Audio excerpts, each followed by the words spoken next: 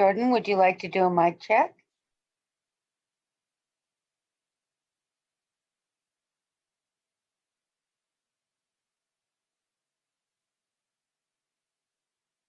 Good afternoon. Can you hear me okay? It's Dr. Jordan.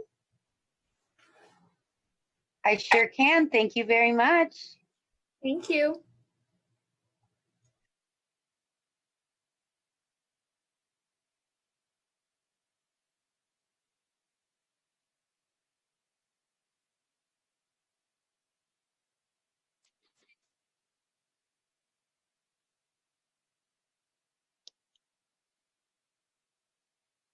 Good afternoon. Our meeting is now being webcasted.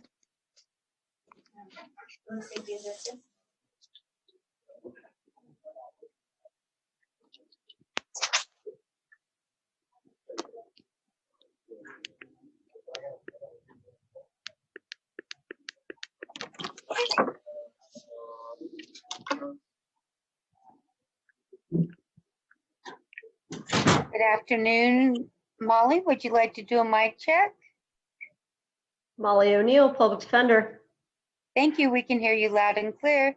Great, thank you.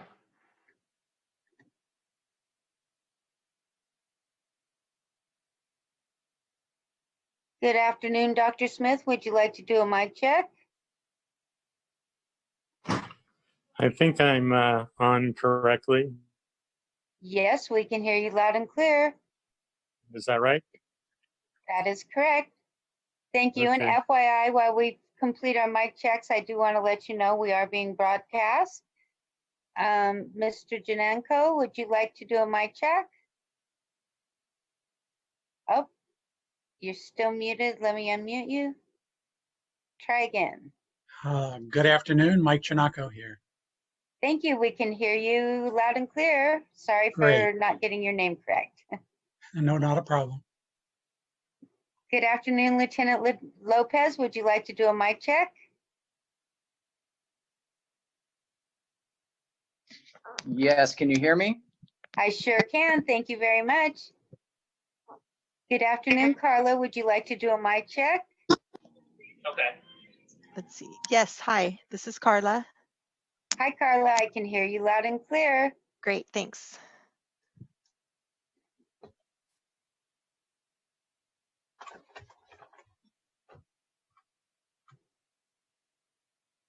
Good afternoon, Laura. Would you like to do a mic check?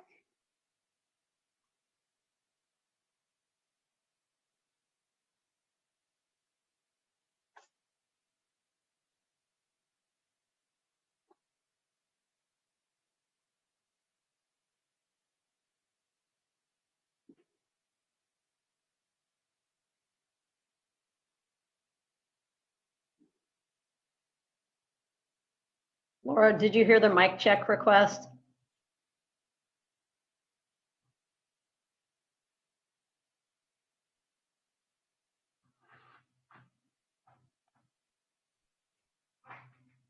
Can you hear me? I can hear you now. Thank you very much. You're welcome very much. Hi, everybody. This is Sylvia.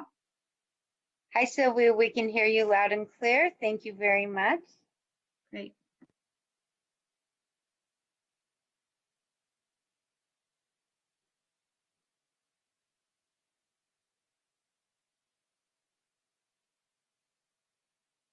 Good afternoon, Supervisor Wasserman. Would you like to do a mic check? How are you? Good, thank you. We have about 2 minutes until we start. Is there anybody else that would like to do a mic check? A whole bunch of people came in all at once. Public safety and justice Pratima. people are punctual. Sorry, Supervisor Wasserman. This is Pratima from Office of Women's Policy. Thank you. We can hear you loud and clear. Thank you. Thank you. Hi, Pratima.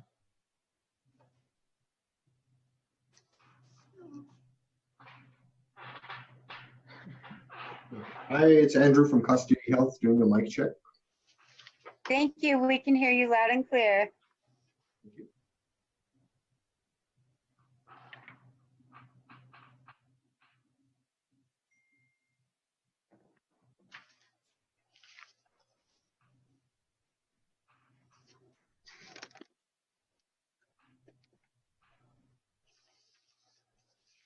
I'm happy to say an hour ago, I was the MC for the Kiwanis Annual Turnaround Scholarship, honoring 8 high school graduates, seniors, who have overcome all kinds of really, really, really difficult mental, physical, economical, homeless, drugs, bullying, whatever you can imagine, and they're all on their way to college. So I was there sporting my yellow.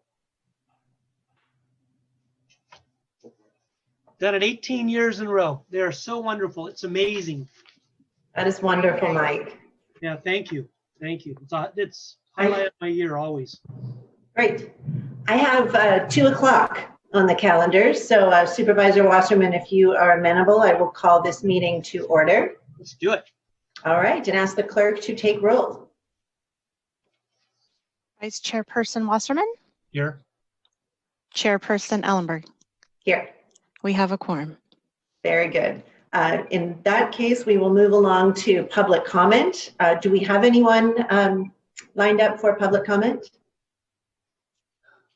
We have one speaker. Great, thanks, Nancy. So let's put 3 minutes on the clock for that speaker. Thank you. Thank you. Our first speaker is Christine Clifford. I am unmuting you. Please accept the unmute and you will have 3 minutes to speak. The timer will begin when you start speaking.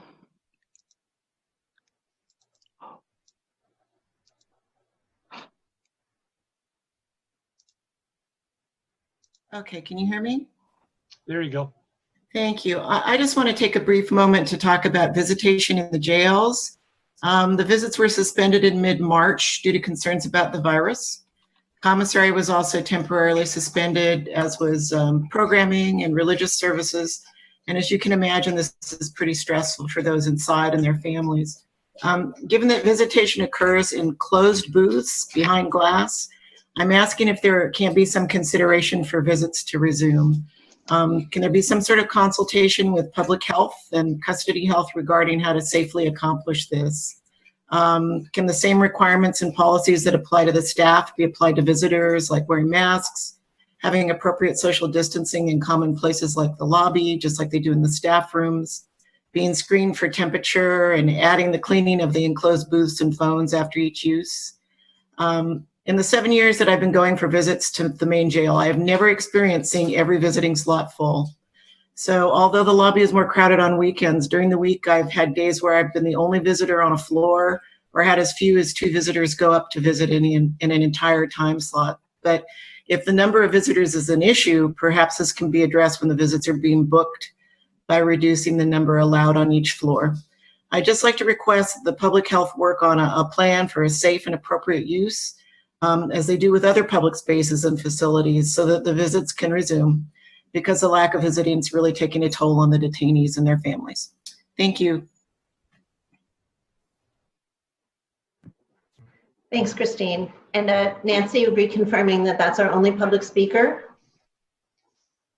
Yes, she is our only speaker. Thank you. And in that case, we will move on to item 3, approval of the consent calendar. And before I ask you, Supervisor Wasserman, if you have any changes or for a motion, I'd like to request that we add items 6A and 6C to the consent calendar. And I'll just make a brief comment on item 6C. I want to flag for the department that at the February PSJC meeting, I requested an off-agenda report on how the department determines training adequacy. With everything happening around COVID-19, I wouldn't expect to see that report until sometime in the fall, but I wanted to provide a reminder so that it doesn't fall off of the department's radar. Supervisor Wasserman. Thank you, Chair Ellenberg. So you put 6A and C as in Charlie on, correct, on consent. So we will speak about 6B as in Baker. That is correct. Do you wish, I would suggest that we put item 4 on consent, unless you disagree with that. It's a lot of what we heard Tuesday, I would say. Well, we actually took care to make sure that it would not be a repeat of what we heard on Tuesday. So the departments have each been contacted by Yvonne and They're not going to redo the same reports. We're going to get very brief verbal updates on their plans as they're looking forward to reopening. Thank you. Different from Tuesday. Yes, Okay. absolutely. I look forward to hearing that. Thank you. Thank you so much. Would you like to make a motion to approve the consent calendar as amended? Yes. So moved. All right. Then I shall second it, and we have a consent calendar. And with that, we will move to item 4. Can we take a roll call vote, please? Oh, good idea. Thank you. Vice Chairperson Wasserman, Aye. Chairperson Ellenberg. Yes. Thank you. Thank you. Now we'll move to item 4. And again, for everyone listening, since we have seen the reports of the COVID-19 response and protocols from most offices, most recently at the board meeting this past Tuesday, if anyone watching this committee meeting did not have the opportunity to watch Tuesday's board meeting, please go ahead and pull that up. It's available on our YouTube channel, and you can hear all of those reports. Today, we're going to focus in brevity on how each of the departments plans to reinstate services coming out of our shelter in place. And Martha, I believe you're going to take us through department by department. Yes, Supervisor, thank you. Okay. Turn to you. Thank you. I'm going to provide first a high-level overview of the county's disaster recovery plan for the community and then focus more narrowly on county operations. As a county, we've been working for the last 6 weeks to set the stage for a successful recovery effort, even as COVID-19 response continues to evolve. Obviously, we've been prioritizing containing the spread and caring for the sick, the frontline healthcare workers, and essential workers as well. But it's also critical to look ahead in the months and years that follow. The Emergency Operations Center staff have been at work developing the action plan for disaster recovery for the community. It's a scalable plan that specifically reflects the unique issues, needs, and variables of this unprecedented event. The county's plan is a path forward to support community recovery, and the action plan lays out an approach for leveraging partnerships with public and private sectors and community-based organizations to address the community's most immediate and pressing concerns. The disaster recovery management structure operationalized under the County Executive's Office works much like the EOC in that it outlines roles, responsibilities, and processes to coordinate the recovery phase. Just very briefly, the disaster recovery functions include not only community planning, but also economic recovery, which includes the federal and state reimbursement, health services, social services, housing, infrastructure, natural and cultural resources, as well as county reconstitution, which I'll get to the internal county operations recovery plan in a minute. The action plan provides opportunities for proactive community engagement and public awareness and involves many community stakeholders like the Small Business Association, schools, private sector, local government. The list is exhaustive, so I won't go into it here. As I mentioned, planning began 6 weeks ago, and the disaster recovery management team is meeting regularly. We'll continue to do so for the duration of the event in order to be ready for when the EOC activities ramp down, disaster recovery can ramp up. Now moving to the recovery of internal county operations, plans are being prepared for a phased approach that will keep employees, clients, and the public as safe as possible, such as spatial changes within county facilities. Internal county planning also includes initiatives such as dealing with backlogged county services and ensuring effective communication with clients and employees. As Chief Operating Officer Miguel Marquez said in an email just this morning, it may seem premature to start planning for the future while we still don't know when this phase of the pandemic response will end. We've started thinking about county operations in the new normal environment that we'll soon be facing, even while we don't know exactly what that will look like. So the county leaders presenting today will have more information specific to the recovery planning within their own departments. And before I invite District Attorney Rosen to begin his presentation, I'm going to pause for questions. And I wanted to let you know also that I'll be calling on each speaker in turn, but as board members have questions, please jump in. So I'll pause here. Thanks, Martha. I would appreciate a brief pause after each department head speaks to see if there are questions, but I don't have questions at this point. Supervisor Absolutely, we can do Wasserman? that. Nor I. All right. DA Rosen, please. Thank you very much. So I want to talk about where we were, where we are, and where we're going. So where we were in the DA's office. Several years ago, we strengthened our computer and information technology systems to allow more of our operations to function electronically and without paper. This allowed us to do more and more of our work outside the walls of the DA's office to operate remotely from anywhere. But then 3 years ago, the power went out in our main office, where about 80% of our 640 employees work. So we had to almost immediately notify more than 600 employees, prosecutors, investigators, criminalists, and support staff of where and how we would operate until we could move back into our main office. For the next week, we set up temporary quarters in the conference room of our crime laboratory. Several months later, we did a tabletop exercise and an after-action plan to figure out what to do better and more quickly the next time we had a crisis, like a power outage or a fire or an earthquake or a pandemic. We've been using WhatsApp, email, telephone numbers for supervisors to be able to immediately contact their teams. We accelerated the quantity and quality of our laptops to allow for remote work. And then 2 years ago, the attorneys in our office received new laptops. And we did something very smart and clever. We kept the old laptops. And this time then, when we all had to work remotely, it's only the attorneys that had laptops before this. But we had 200 old laptops, that were a few years old. But our information technology team quickly retrofitted those laptops so that our support staff, investigators, and criminalists could work at home remotely and be able to access all of our internal databases and necessary files to be able to work remotely. So where are we now? I get a daily update of who's working remotely and who's in any one of our 4 offices. For the last several weeks, approximately 80% of our staff has worked remotely, and about 20% of our staff has come into at least one of our offices for part of the day. We have provided the court with 10 sets of cameras, screens, and microphones to conduct court hearings remotely. Our information technology team worked with the court's IT team department to make this happen quickly. We're doing arraignments, detention hearings, motions, and preliminary hearings remotely. We've maintained the structure, the hierarchy, and the chain of command and integrity of our operations. All teams in our office meet at least weekly with their supervisor via Skype or Zoom. We send out a daily update to all our staff. Yesterday, I held our second all-staff Zoom meeting where the entire office participated. So where we're going.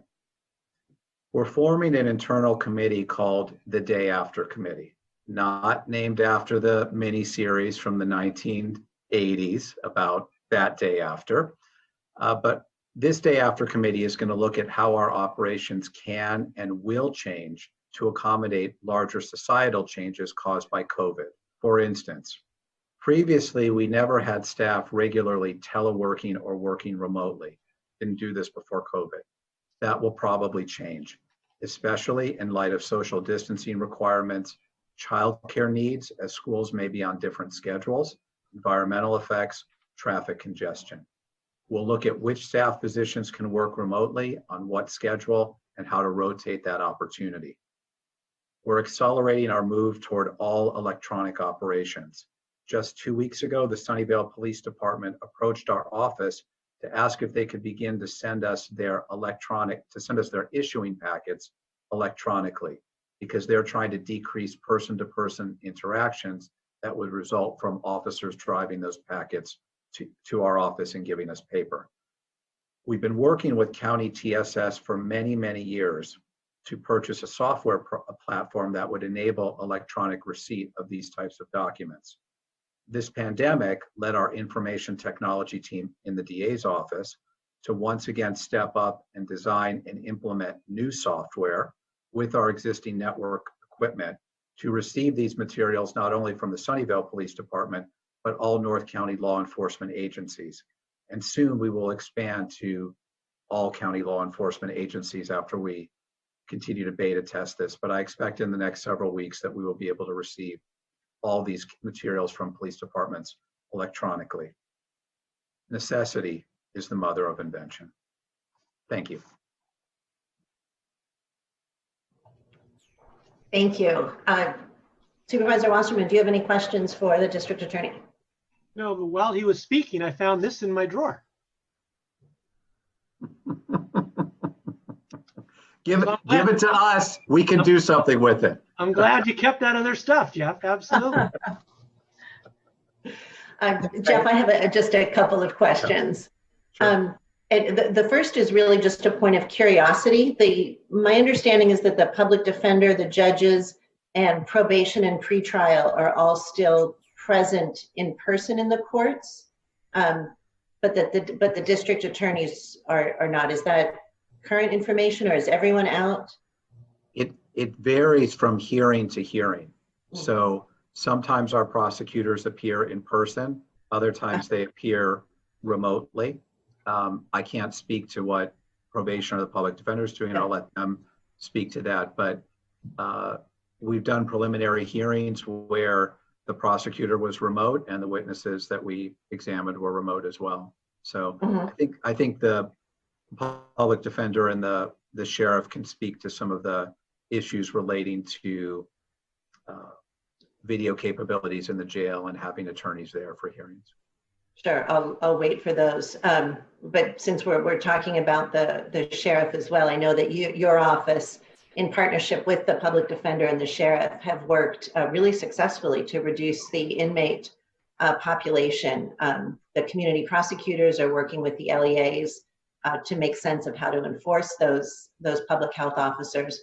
And I'm wondering what considerations that were taken during this crisis might be carried onward in order to keep our populations lower.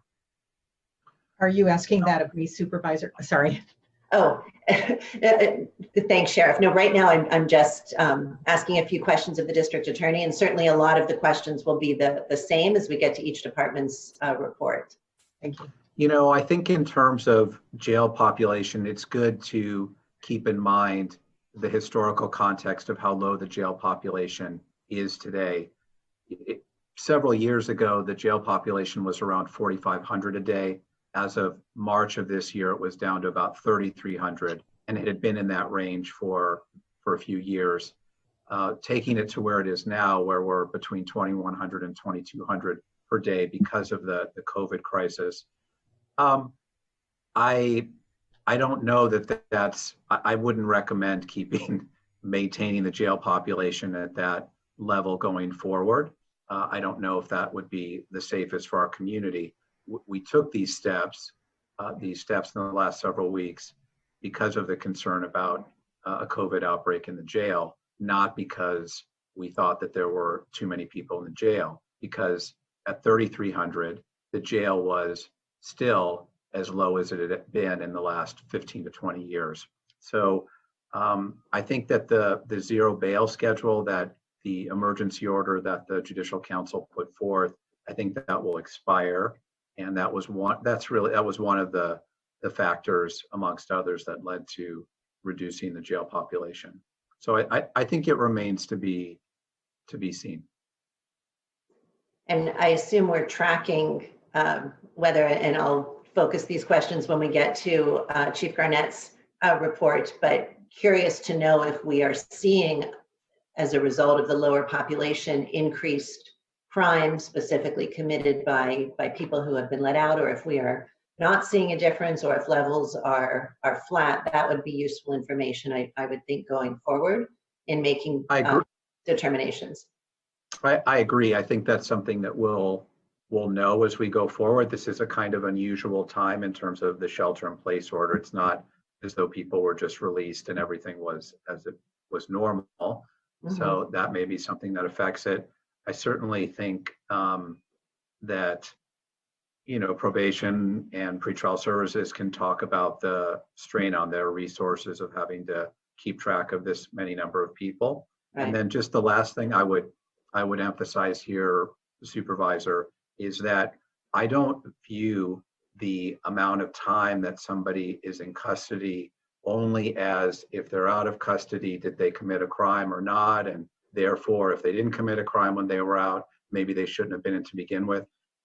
That's not the only factor that I look at in terms of trying to figure out what justice in a community is. And so I think we must be very careful before saying, well, since we had people that committed auto burglaries or car break-ins out of custody because of COVID, we'll just continue it that way. And so people break into cars and we won't have them in jail.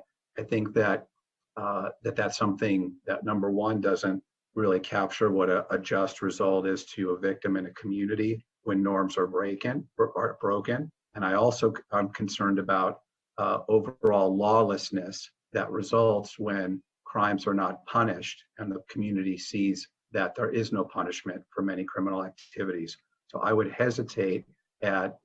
caution against thinking that because for a few months we let out 1,000 inmates that we wouldn't normally have had, and we didn't have a huge spike in crime, that therefore that's what we should do going forward. That's not my view. I appreciate that. Thank you very much. I just have one last question. Are there tech advancements, specifically thinking about video arraignments, but there might be more, that you would recommend that we continue beyond the end of the shelter in place? I think, as I mentioned, I'd never considered having significant amounts of staff working remotely. I think that that's something we are going to consider. It means that we need to have at this point, I think we have the network infrastructure to do that, but it's something that we would need to maintain. I also think, frankly, that it's made us have to think about when is it important to bring people physically together for a meeting, and when can that meeting be done online? So, I think that there are some meetings that all of us go to that are relatively pro forma and would be better served by a video conference like this. And then there are other meetings, like this one, for instance, where I think there's a value in us physically getting together. So I think those are things that I'm going to be thinking about, and our staff is thinking about going forward, as I'm sure yours is as well. Thank you so much. I think this committee is going to have a lot of fascinating conversations ahead of us. Martha, who are you teeing up next? Yes, next up is Sheriff Smith, please.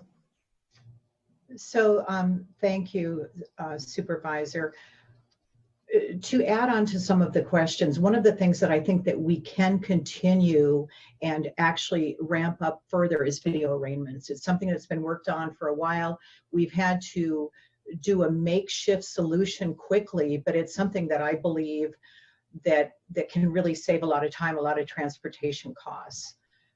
But as far as the Sheriff's Office is concerned, because of the critical nature of the services that we provide and our mission of protecting life and property, we've remained in force around the clock because our real missions and duties have not changed in the Sheriff's Office.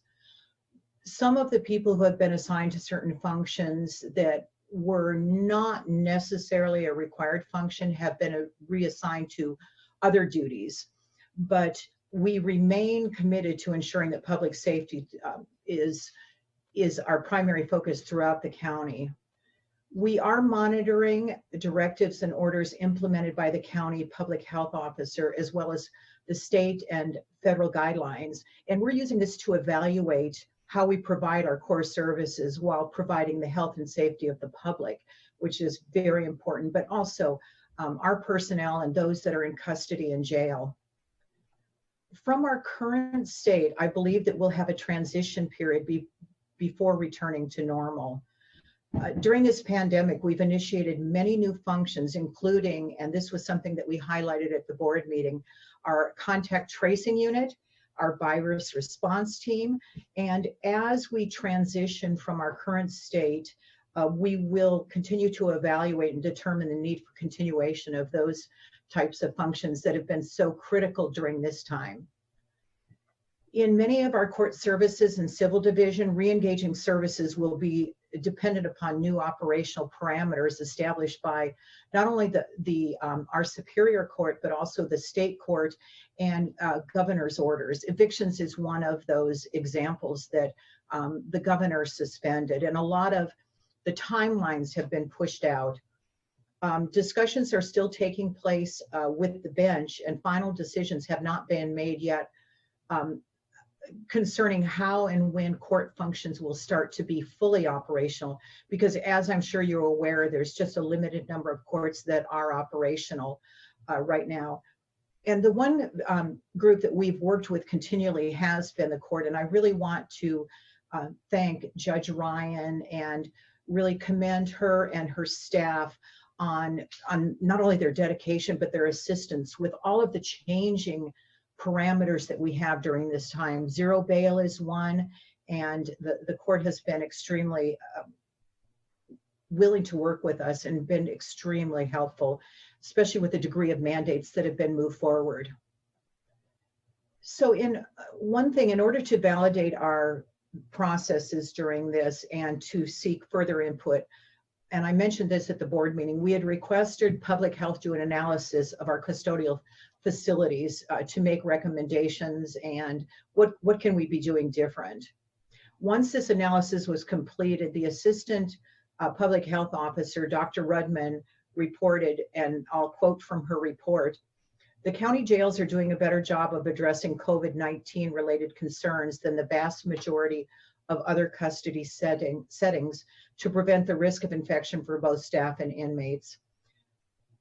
We really appreciated her report, and as restrictions are modified and as things change, we're going to make the same request of the Public Health Department.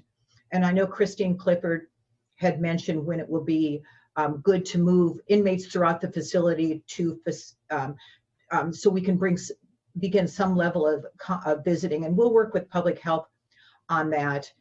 And until we can return to absolute normal operations. We did discontinue commissary in the beginning, but that is now fully implemented again. We have some changes of how it's being distributed, but those types of things have already changed because we found different ways to do business. Another factor in our organization is our academy, and we have reopened our academy. As you're aware, we run a joint academy. We provide academy services statewide, and and because we're regional, many law enforcement agencies from not only within the county, but from outside the county use our academies.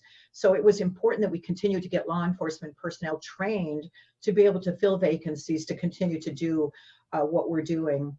We did work with Public Health on that to develop policies and to have them assist us in mitigation guidelines, and that has been implemented, and it'll allow our recruits and our instructors to maintain a safer level when they're performing their functions.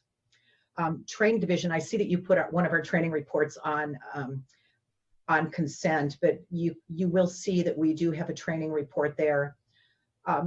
The training division as of this week has implemented a phase 1 re-engagement to provide mandated service training for our personnel, with strict adherence to wearing face coverings, mandated social distancing, as well as ongoing sanitation of training rooms, equipment, vehicles. And this will allow our sworn staff to maintain compliance with the regulatory agencies, state agencies that mandate and regulate our training requirements, post and the standards and training for custody and all of their mandates. The mental health and welfare of our employees really remains a top priority for the Sheriff's Office. We're working every day and doing things different than we've done in the past. We clearly understand the anxiety of the personal stressors that each person has during this pandemic that has caused our frontline workers and first responders. We remain committed to our employees' health and welfare. I really want to commend our staff. They have acted most commendable fashion. especially given the nature of our work and the inability to avoid situations of potential exposures. Each and every one of our staff, whether they're sworn or our civilian or professional staff, have really stepped up to the challenge and provided the necessary and often extraordinary services during this time. I'm extremely proud of the women and men of the Sheriff's Office during these difficult times. As we transition back to open our county, the Sheriff's Office is committed to ensuring public safety and will continue to closely collaborate with the public health officer, all of the guidelines, the court, and all of our justice partners. But thank you very much for allowing us to provide this report. Thank you very much. Before I turn to Supervisor Wasserman for questions, I just want to remind the public, because I didn't state it at the outset, that we will hear all of these reports, have brief questions by the supervisors, and then turn to public comment before formally receiving the report. Mike, do you have any questions of the sheriff? No, I just, I haven't seen my mom in 7 weeks. I know. And she hasn't been out of her apartment in 7 weeks. And it's tough all over. But I hope there is a way going forward. We have a sheet of acrylic in front of us, something where we can see our loved ones. And I know the speaker brought up, visiting the people in jail, and the people in jail being able to have their families visit them. I understand that. But I certainly go out, and I'm one of them, where the people that have families in the assisted living, in the nursing homes, et cetera, that are so isolated. Thank you, Madam Chair. Thank you. Sheriff, I want to start by commending your department for the really strong COVID-19 prevention protocols in the jails and the contact tracing units that you've established. I thought the report on Tuesday was impressive, and there's certainly a lot more of this work ahead of us. You mentioned that commissary was back. Is it fully back? Is it in a limited fashion? Can you explain a little bit more about that? Yes, it's fully back.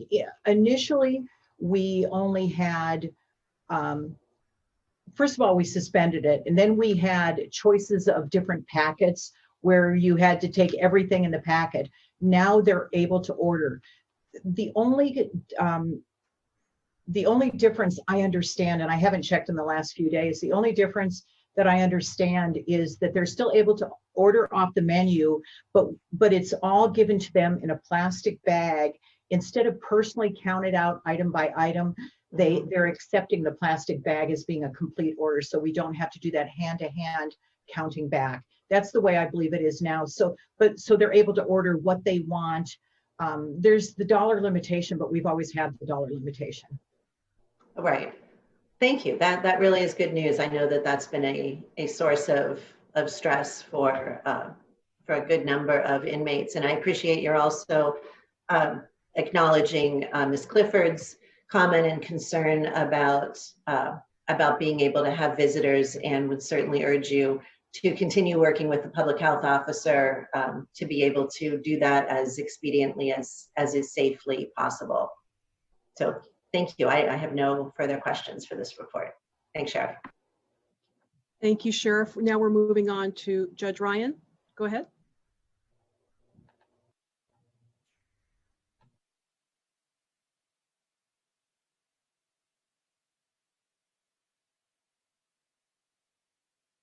Now, you would think after all this time, with everything that we've done on Zoom, that I would have been able to figure out how to unmute myself faster, but not quite. I'm still working on it.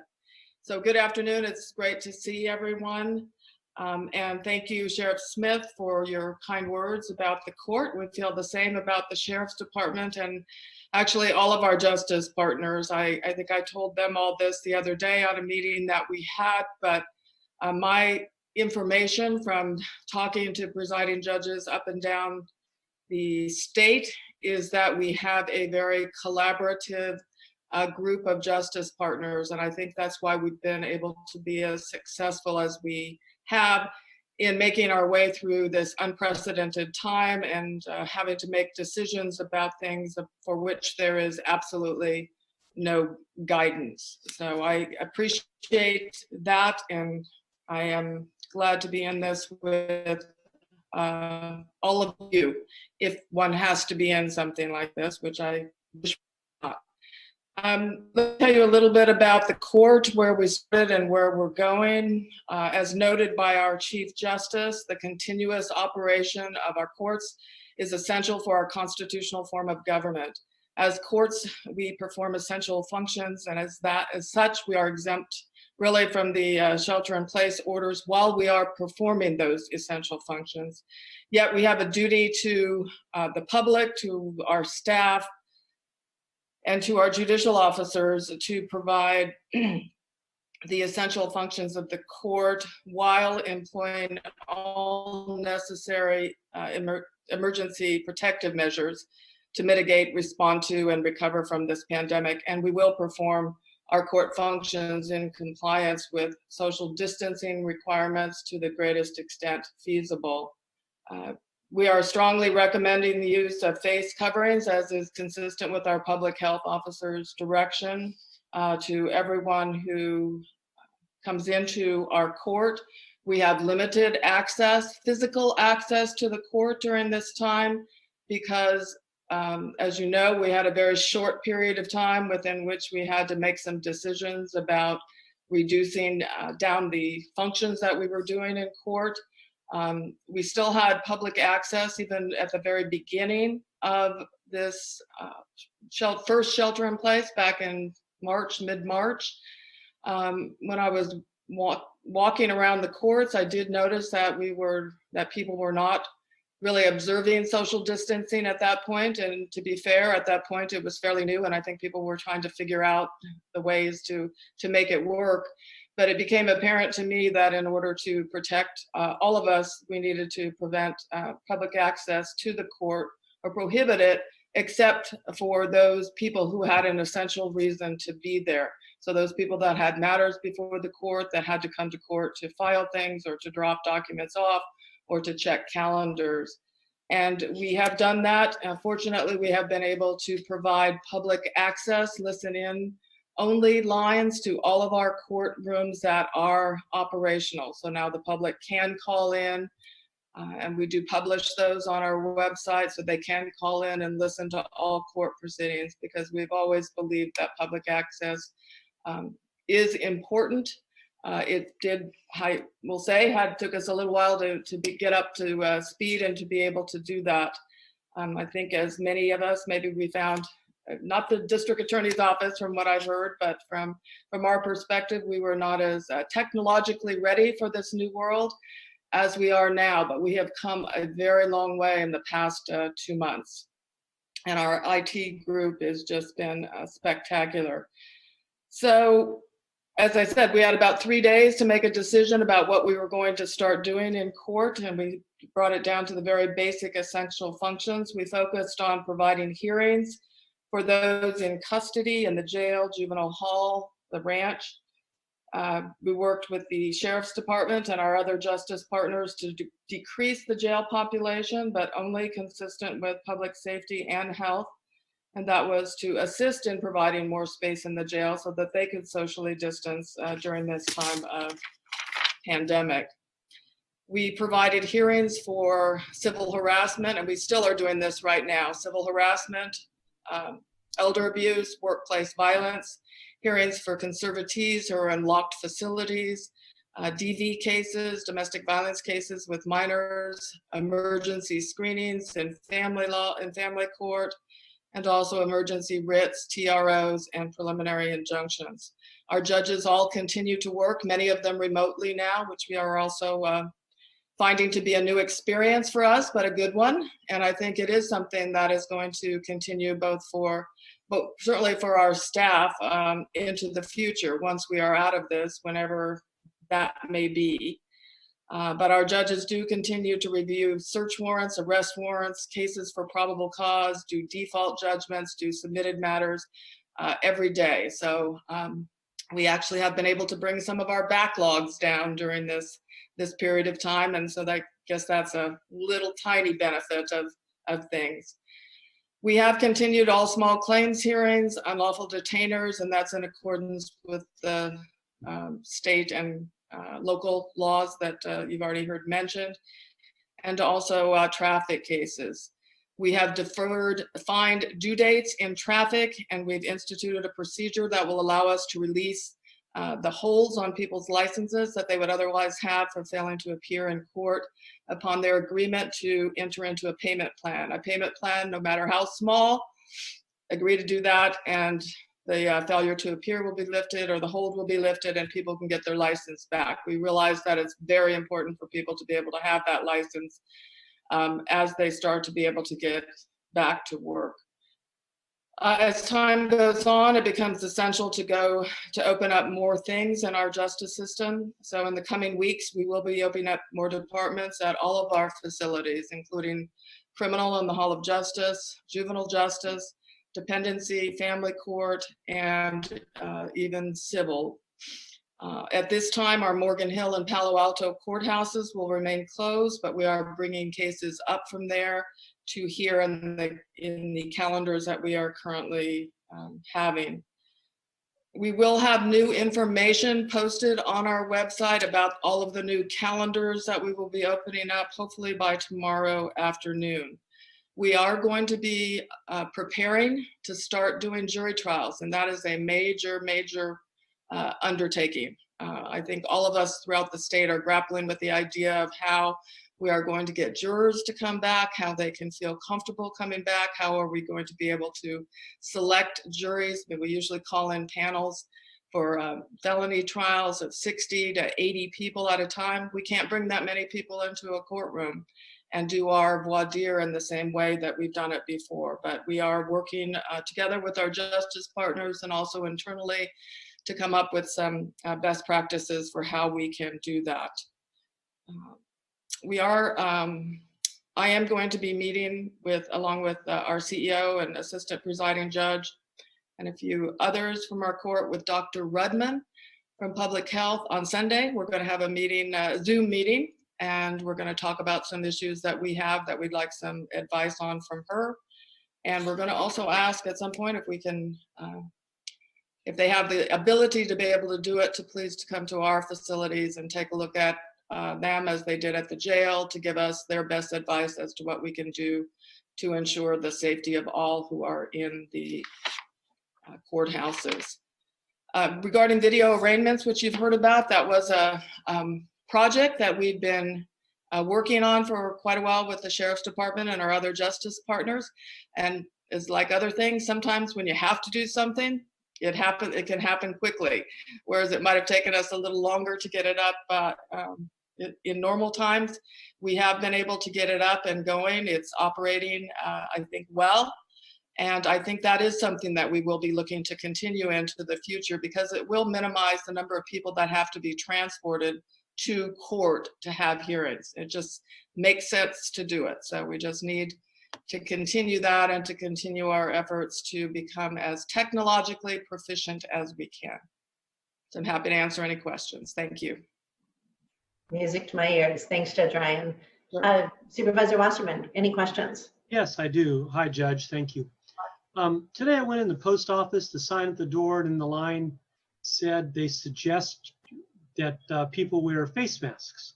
I informed the post office people that effective Monday, the law was that everybody in a business, employee and customer, must wear a face mask. The post office people informed me that they are federal government, not subject to our public health officers' orders at all, and can do whatever they wish. I left there, called up James, and sure enough, he confirmed their sovereign status. So I just wondered, in the court system, to your knowledge, the courts can do whatever. I mean, I appreciate your consulting with Public Health Department and with Dr. Cody or Dr. Long, whoever. But at the end of the day, is it your understanding, Judge, that the courts can do whatever they wish as far as requiring a mask or not? What is your understanding at this time? I do believe that we can make that decision. I don't believe that we would make a decision that is contrary, nor have we made a decision that is contrary to the direction of the public health officer, which is to strongly recommend that it be done. Each individual judge in their courtroom itself can make a decision to mandate it. I'm telling you right now, it's an issue that I'm still working on. I'm trying to get as much advice on it as I can. We've got some courts that require it, some courts that don't require it, some courts that recommend it, some that don't. Trying to make the best decision that I can. I think we just got a little bit of feedback. I think Mr. Quello just responded to our legal counsel when we were asked the question. We want to be sure we're consistent with the public health direction. Thank you. I appreciate that. I think you'll find, and give James a call or whatever you wish. On Monday, the new order required anybody in a place of business, employee and citizen, to wear. It's no longer suggested. And I think that's the change. My guess is, I'm sure you're 100% right. The courts can do whatever they want to do. I just wondered what your perspective was on doing that. And thank you very much for getting together with the Public Health Department and discussing what options and things for you to consider. Thank you. And I can tell you that our judges are very concerned with that also. So it's not a decision that we're going to come to lightly. Thank you. Thank you, Chair. Thank you very much. I don't have any questions, Judge Ryan. The report was thorough and I appreciate it.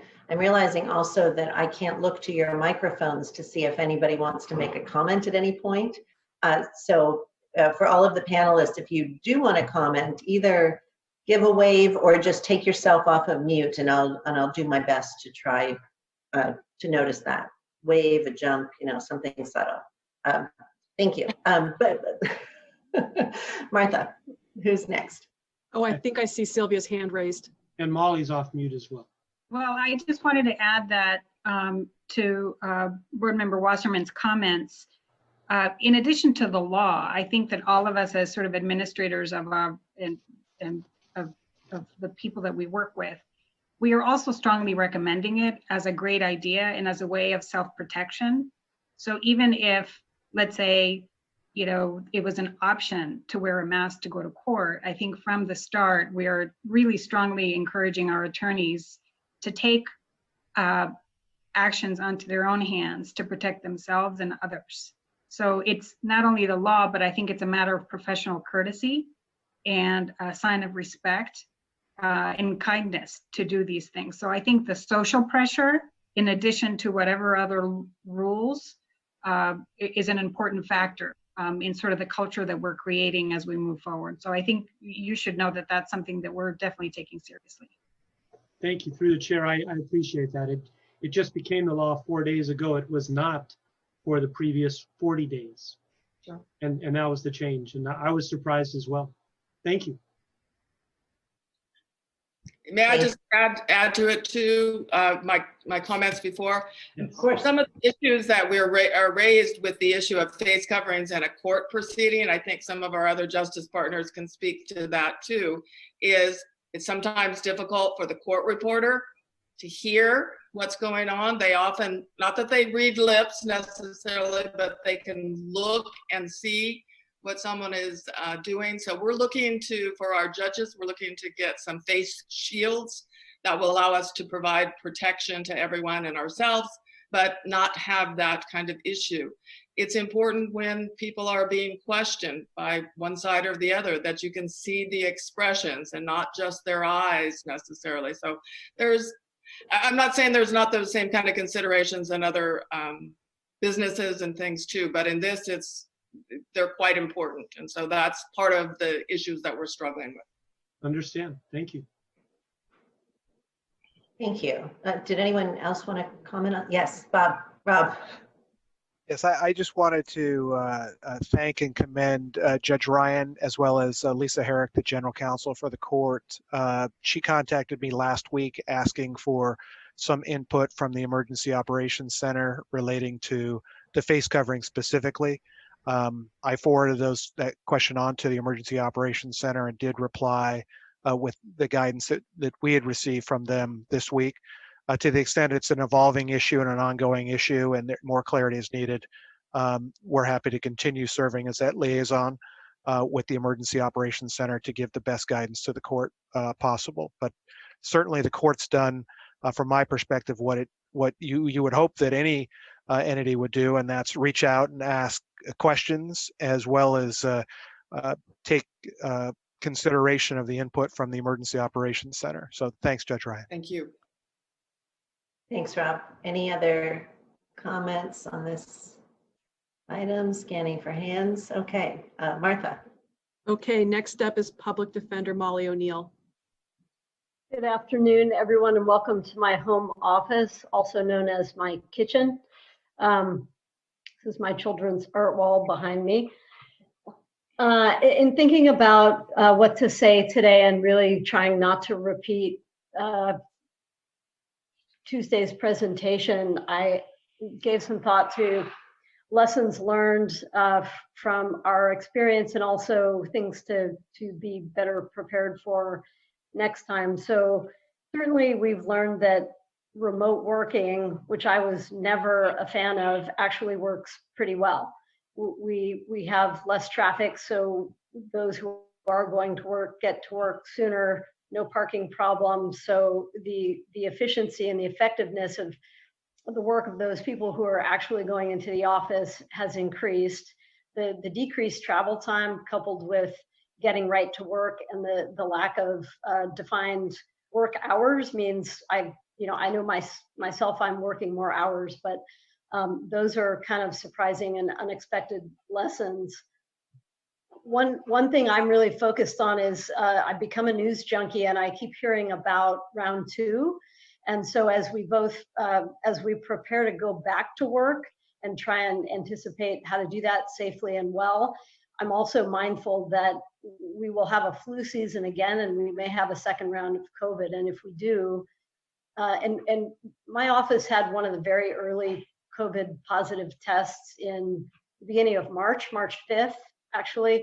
And so our panic level and our anxiety level and our responsiveness has been going on now for 2 months, but that will help us prepare should we need to close down the operation again. And I God willing, I hope that we don't have to do that, but I am mindful that we have parallel tracks to prepare for. So so in terms of going back to work, questions we have are, how many staff can we safely have in the building? I wouldn't dream of starting with any more than 20% of our staff being in the building right now. We probably have 10, 12 people in the building. People come and park and go to court, and we have been staffing 4 courtrooms the entire time. But it's pretty quiet in the building. So we're thinking about what percentage of staff can be there. And if we're going to continue to telework, what do we need to do that? What are the Wi-Fi problems? I liked District Attorney Rosen's comments about the old laptops, because we actually need spare laptops. We have IT staff having to deal with issues, and in order to keep working, we need to swap out laptops, but county has a policy, 1 person, 1 laptop. So we need to try to figure out how to adapt around that.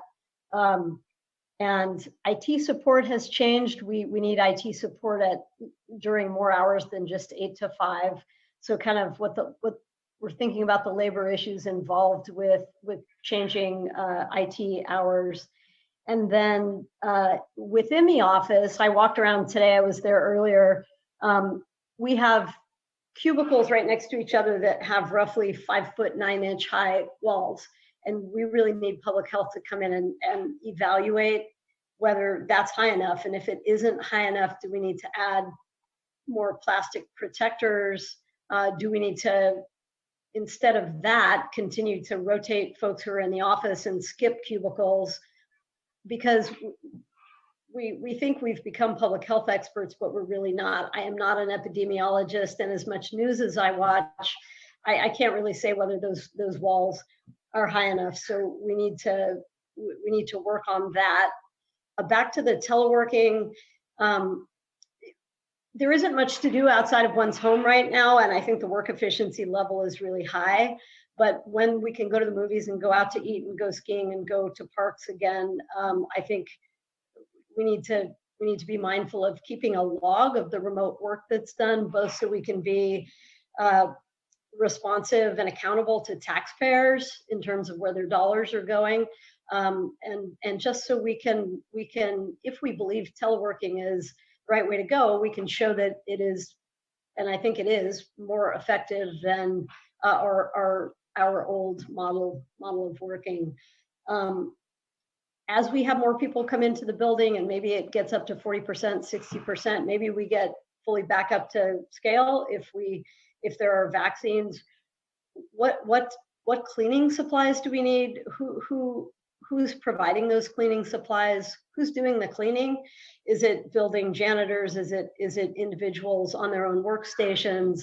How do we need to change our habits in pushing elevator buttons and that kind of thing? So we are really giving a lot of administrative and management time to making those plans so that we can assure our staff that it's safe to come back. People are really worried, and let me take a minute to say thank you to Judge Ryan and the criminal presiding judge, Judge Geffen. I've worked with a lot of judges over the years and a lot of presiding judges over the last 9 years. And their leadership has been amazing. They're accessible, they're responsive, they're flexible. We've all had to be flexible during this time to do our work and to change as things change on a daily basis. So thank you, Judge. And as part of that communication, we've learned that we're going back to start up jury trials. And to my knowledge, we're the first jurisdiction in California to resume on May 18th, which is currently the plan, and then to scale up on June 1st. I'm very encouraged to hear that public health will come in and advise. We're worried about having 25 people in a courtroom and how that's all going to play out. In the same vein, we would really like public health to designate staff to come into all of our agencies and do a walk around and say, yes, that cubicle wall is high enough, those doors can be propped open, the wipe down should happen like this, it should happen as frequently. Here's what we know now at this point in time about transmission of the virus. So to return briefly before I wrap up to comments District Attorney Rosen made about jail population, I probably have a little bit of a different take on that, as you would expect from my role as public defender, but I think we do have a drastically reduced both adult custodial facility population as well as juvenile population. And we are in a strange time, so I don't think we can conclude after 2 months of lockdown in a pandemic that crime being down necessarily means that decarceration can happen in a wholesale fashion. On the other hand, many of those people who were released only had 30, 60, 90 days left to do anyway. They were going to get out. So I think we should be really mindful in this committee as we look at recidivism rates and anecdotal experience and consumer focus group report backs on their own experiences to see whether we can in fact keep the jail population down. I don't believe there's a magic number, but it is something to be mindful of. And I would be, for one, very happy if we could keep those jail populations at a low level. So with that, I'm happy to take questions, and thank you for the time. Thank you so much, Molly. And I really appreciate the attention that you gave not only to the clients that the Public Defender's Office is serving, but to the workforce themselves. And there are a lot of concerns that are going to be the same for every department. So I think you're raising those issues and really humanizing this at an individual level is important for us to hear. I don't have any questions. I just want to commend you and your office for going well beyond your regular duties and providing outreach to encampments and stationing resource tables outside of the jails and courthouse, and of course championing the video arraignment. So I appreciate you and your office very much. And Supervisor Wasserman. Thank Any you. comments or questions? I'll echo what you said. Thank you. Thank Alrighty you. then. Martha, who's next? All right, Independent Defense Counsel Sylvia Perez McDonald, please. Thank you. So I'll make it very brief. I think the Independent Defense Counsel Office was and is uniquely situated in that because of the nature of our operations, where we have a small administrative county staff that provides the oversight of our panel, we have already sort of functioned remotely just by the nature of how we work.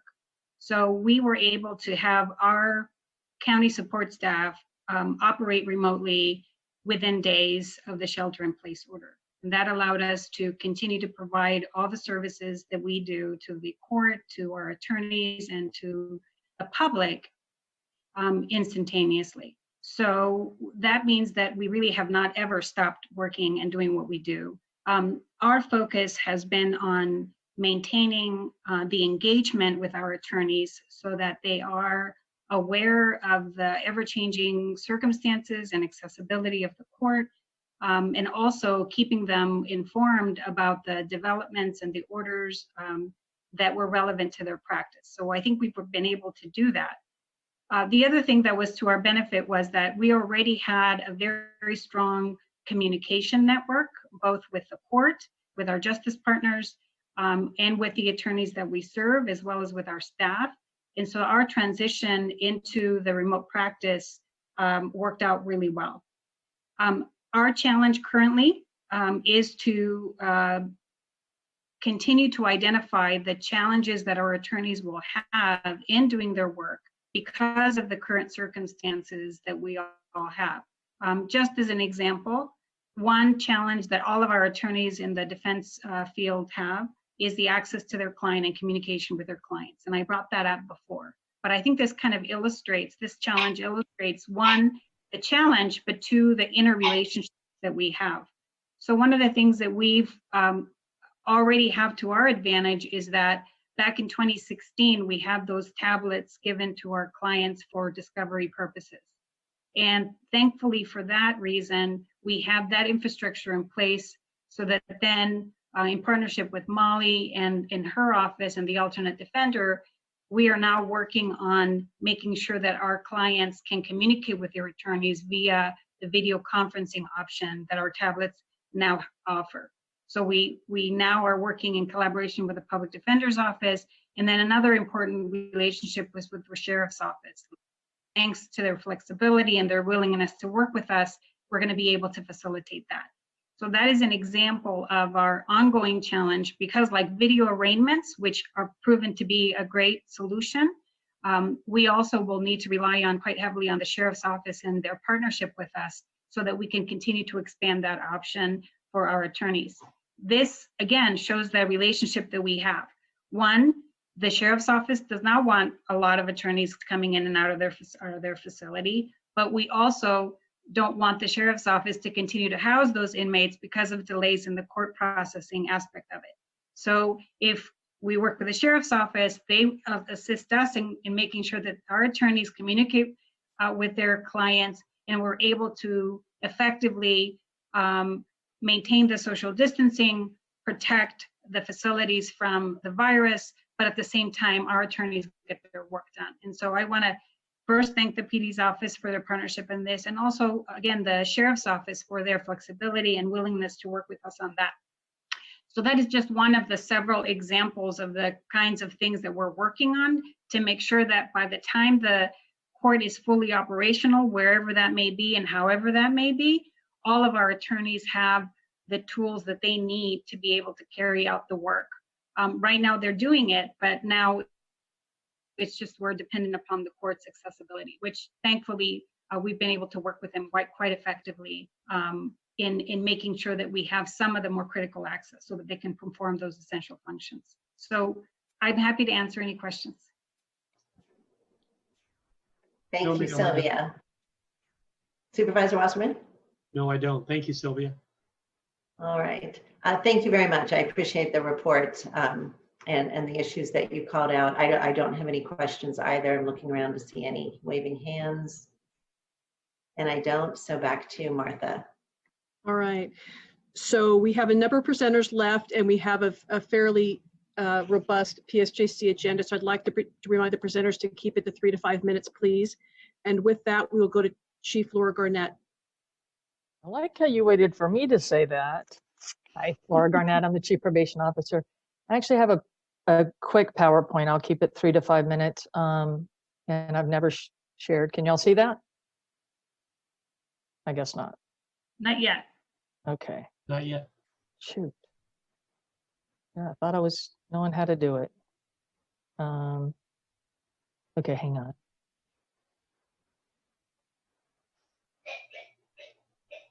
Oh.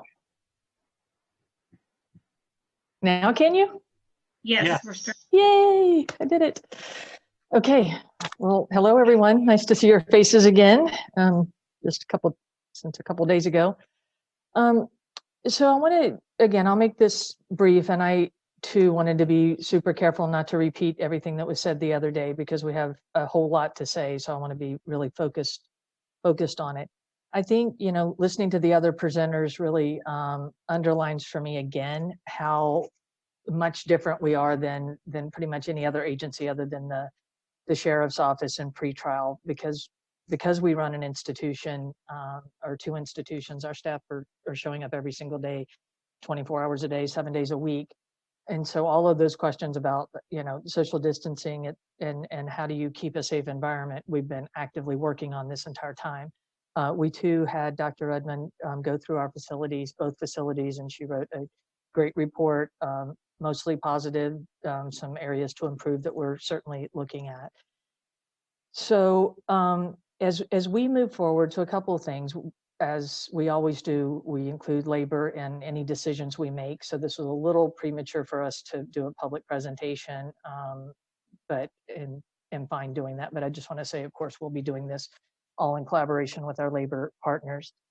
So the most important thing we're going to do as part of reopening is, oh God, now I got to figure out how to move it to the next slide.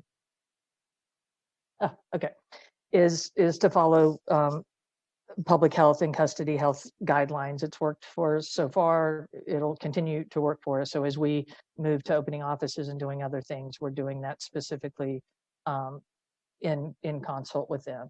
Today, we have 97 youth incarcerated, 52 are at Juvenile Hall, 45 at James Ranch. As far as, and again, those staff are on site every day. And all the ancillary positions that go with that, food services, laundry, clerical, you know, all of it, management. As far as our services side, I feel like we've kind of pivoted a little bit, and just as probation officers and probation employees in the community, we're focusing more on the well-being of the clients and families as it relates to the pandemic and their basic needs, and less on the enforcement side. And it's something that we, you know, go back and forth on, and this is a time that we need to be more helpers, and so we are. And of course, we're putting our plan in place with great thought to the safety of our staff, and we feel like we have a really good roadmap and a really good, just really good input from medical that's helping us with this. So I'm not going to go through, this is fairly detailed. Basically is what it says is we'll have more staff coming in every day in all offices. We have supervisors, managers, line staff, executive managers, but very minimal as everyone else. So we'll be just increasing that, expanding hours of rotating and keeping as few people in the building at a time. We'll be increasing our face-to-face contact with the highest risk and highest needs clients. We'll be still using remote access for the lower risk folks. Obviously, anything that we can continue to do remote, like pre-sentence reports, that type of thing, we'll continue to do remotely. The neighborhood safety unit continues to work in to provide food distribution. That's been a big part of what we've done. That unit has done just unbelievable. Has done an unbelievable amount of work in just mobilizing and providing support, both in East San Jose and Gilroy. So a huge shout out to them as well. We're continuing to engage with our justice partners. Obviously, we're not going to, open or, much more than other people are, because we all have to work in concert. Our goal by the beginning of June is to reopen all of our offices. That may be an ambitious goal, but it is certainly our goal, and to work closely with the community-based agencies more in a field setting so that they're also out in the field. We are feeling like we're going to follow public health to a T, and we're feeling some urgency about needing to see our clients face to face. This is the institution's response, phase 2. And again, there's obviously a phase 3, probably up to phase 10, but this is in the in the next 30 days. So we'll continue all the safety measurements we have in place. We are looking at reinstituting visiting. We do feel like we've kind of hit a tipping point of just how long can you not see people. And I'll digress for a moment. I also have a 87-year-old mother who's in an assisted living home, and I feel like this week was the week it tipped. And because I've been at work so much, I haven't even tried to do it through the window because I've just been too exposed. But it does feel like 8 weeks feels like a tipping point. I've heard that from many other people. I don't think it's just my experience. So we're, again, going to work very carefully and intentionally about how to do this and still run safe institutions. But it is our intent to commence with visiting in the near future. And other than that, I'll just take questions. I could keep talking, but I'll take questions. See how to unshare my screen now. Thank you, Chief Garnett. I really appreciate that, and the complexities of this really can't be overstated. Do you have a sense of what it would take to continue this? Are we at a sustainable place to be able to, if we could keep jail populations this low, what would probation need to be able to maintain this level of work? We need to be out in the field. I mean, I too am concerned about the number of people that are out on alternatives and what that really means, and how much supervision that they're able to get during this time. So I think we would need to be out supervising people face to face a whole lot more than we're doing now. And I imagine the caseload per probation officer must be exponentially larger also, in correspondence with the number of people being released from the jails?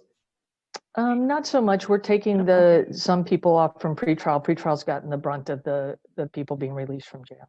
Mm-hmm. We've definitely gotten some from prison. I forget how many, but we've gotten, let's say 30-ish from prison. And then some from DJJ, but yeah, we haven't been horribly impacted. Okay, that's interesting to hear. Thank you. Supervisor Wasserman.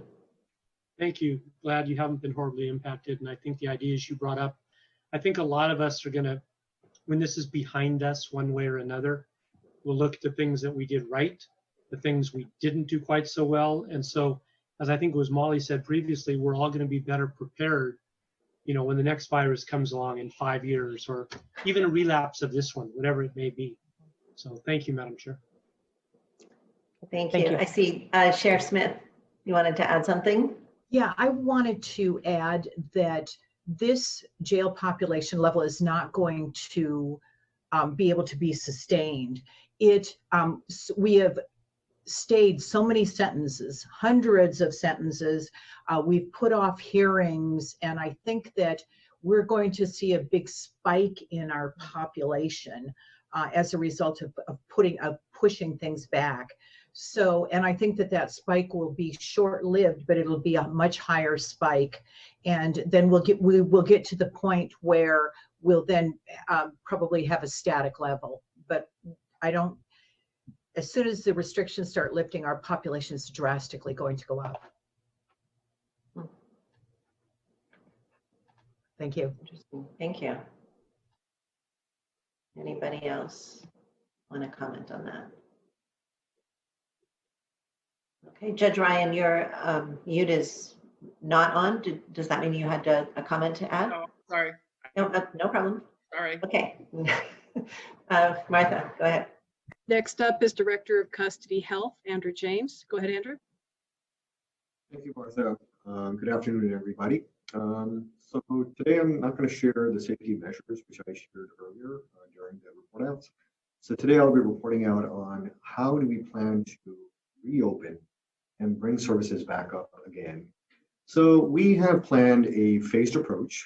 There are 3 phases. Each phase consists of a month. So phase 1 is June, phase 2 is July, and then phase 3 is August. So currently the medical services are generally proceeding as planned for all adult custody and juvenile hall. There were no interruptions or reductions in services such as primary care, urgent care, infirmary, specialty services, and so on. The opioid medication assisted treatment, the MAT program, was interrupted momentarily, but it was restarted this month. We are providing the Suboxone and Sublocade injections for those individuals who are enrolled in the program. We started doing that. In custody re-entry clinic, this will likely resume when custody outside agencies are allowed to enter the jails and the visitation is resumed, normal visitation. And at that time, we will partner up with the leaders from both the STEP program and the re-entry program, and we will develop some sort of a phased approach with them. Valley Specialty Center and other VMC-related services such as diagnostic imaging, lab testing, specialty clinics, elective surgeries, they have begun to reopen in a phased approach, and we are in communication with VMC Enterprise Command Center to see when they can begin to accommodate custody health services patients. And meanwhile, we are taking an approach where we're using telephones. Excuse me, through the chair, if I may. Yes. Andrew, could I ask you to get a little bit closer to your microphone? Sure. Is this better? Yes, it is. Thank you. Oh, sorry about that. Yeah. So at VMC Specialty Center and other services, VMC-related services such as diagnostic imaging, lab testing, specialty clinics, elective surgeries, they have opened up and they're using a phased approach. And we are in communication with the VMC Enterprise Command Center to see when they can begin to accommodate custody health services patients as well. And meanwhile, we are facilitating telephone appointments and piloting video appointments for VMC and other outside hospital specialty appointments. And these are routine appointments. So VMC would continue to send patients who need to be seen urgently or emergently, but I'm speaking in reference to routine appointments. Response to urgent and emergent and urgent mental health referrals, that was never interrupted. Routine referrals were scaled down, but were never interrupted or stopped completely. Presently, we have begun to scale up this month the response to routine mental health referrals, and the plan is to continue to scale up and see as many patients as we possibly can in the month of June. Dental appointments were scaled back to emergent or urgent only. Over the past 2 months, a few patients were seen on a daily basis, but in the month of June, we plan to resume seeing routine patients and hopefully get back to seeing the normal volume that we were seeing before. Approximately 20% of our staff have been working from home. These are the non-essential workers, and they will continue to work remote telecommute in the month of June. And we will evaluate this in our phase 2, which is July, and see how, if we can bring them back, if there is no negative impact from opening up our services. So in phase 2 in July, we plan to resume the behavioral health groups, which have been on hold since the COVID crisis began back in March. And this is considered one of the most riskiest out of all the services that we're providing because of the congregation of anywhere between 15 to 25 individuals who are in close proximity in a group setting. So we are going to evaluate in July and see how we can resume by maintaining.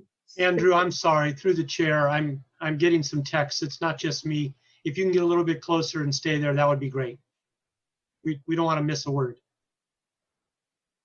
How about now, Supervisor Wasserman? Yes. Yeah, it's good? Okay, sorry about that. So I was mentioning that in July, this is our phase 2. We plan to resume the behavioral health groups, which have been suspended. And they were suspended back in March, and because it's considered one of the most riskiest service, because congregants are in a room together, close proximity, and you have anywhere between 15 to 25 individuals. And we will begin to resume groups in phase 2, hopefully, and try to maintain as much distance as we can between inmates. And we will also request them to wear masks as they come for group therapy. Phase 3 is going to be in August, and the booking process will continue where we are masking the healthcare providers, nurses, and also we will continue to screen patients well into August. And if we see anybody who has failed the screening process, we will follow our current process and immediately isolate that patient. However, we will evaluate in phase 3 if we still need to continue to wear masks in the booking process or not for healthcare providers. Got to stay all the way up on the mic, Andrew. And Andrew, if I could interrupt as well, we're at about the 5-minute mark. Okay, just going to wrap it up. I think, here we go. So risk management unit, we will continue to test all asymptomatic patients well into phase 3. And we will encourage all staff and inmates to wear masks and maintain social distancing and make sure that they are not within 6 feet of anybody.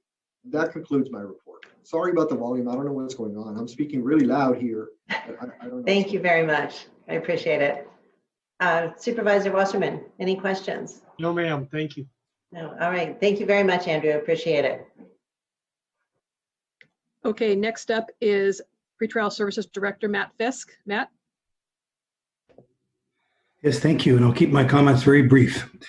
I'd just like to say I'm very grateful and thankful to have a job, especially this work. It's very rewarding. It's been very effective. I could cite many examples of other communities that have been antagonistic. Here we've been synergistic. We've actually been greater than the sum of our parts facing this situation. I agree with supervisors who've noted that a lot of collaborations come out of this. I've seen that in my staff, in my leadership, and in all the people on this call. We have 47.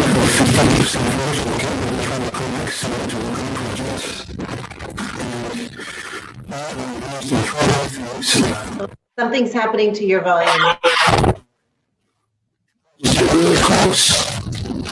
It's very static.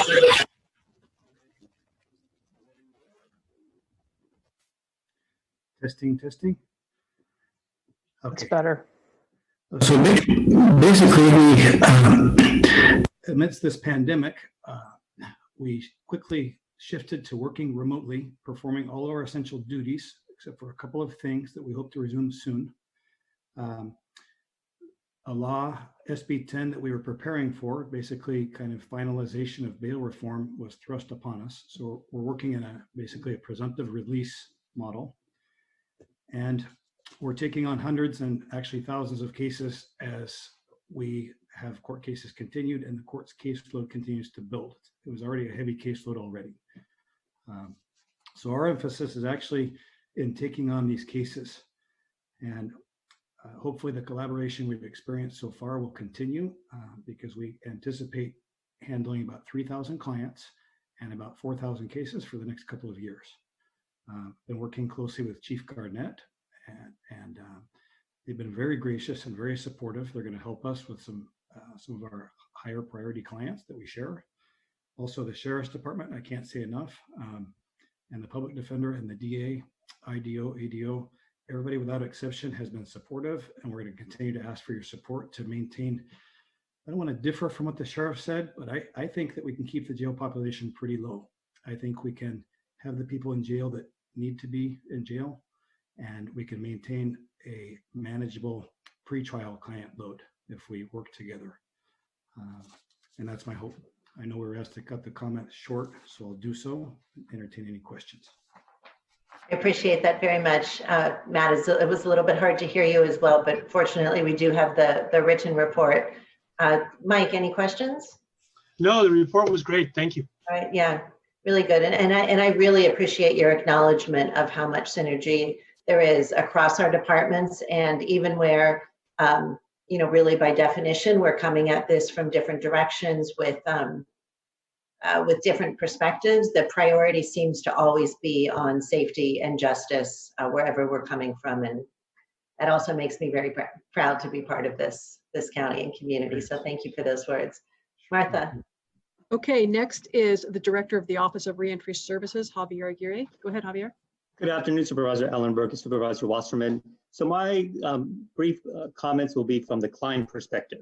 So pre-COVID-19, we had about 80 to 100, an average of 80 to 100 individuals that would come to the reentry center in San Jose, and about 10 to 12 at the reentry center in Gilroy. Since COVID-19, we had to modify our services. Unfortunately, we had to close the center in Gilroy, but we're going to be reopening later this month.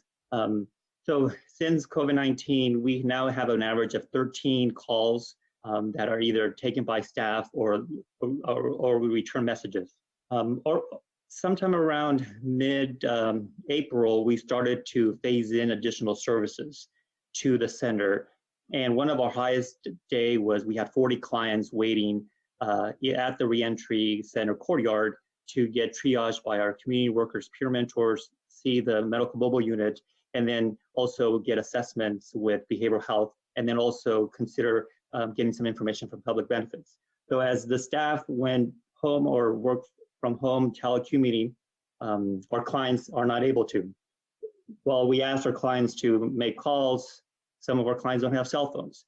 When we ask clients to fill out an application online, some of our clients don't have the ability to go online. Some of them would use the libraries or other forms. So with that inability to communicate with us or submit information, it's very critical that we continue phasing in services at the reentry center. So we do have all the protocols and social distancing protocols in place to continue doing that. So we're very fortunate, working very closely with Behavioral Health and Social Services Agency to bring in more staff to have that in-person client interaction with clients to help them fill out applications. So how do and a lot of our outpatient treatment is done remotely, but I always question our rehab counselors, how comfortable is an individual who has substance use or mental health issues get on the phone to make that counseling session?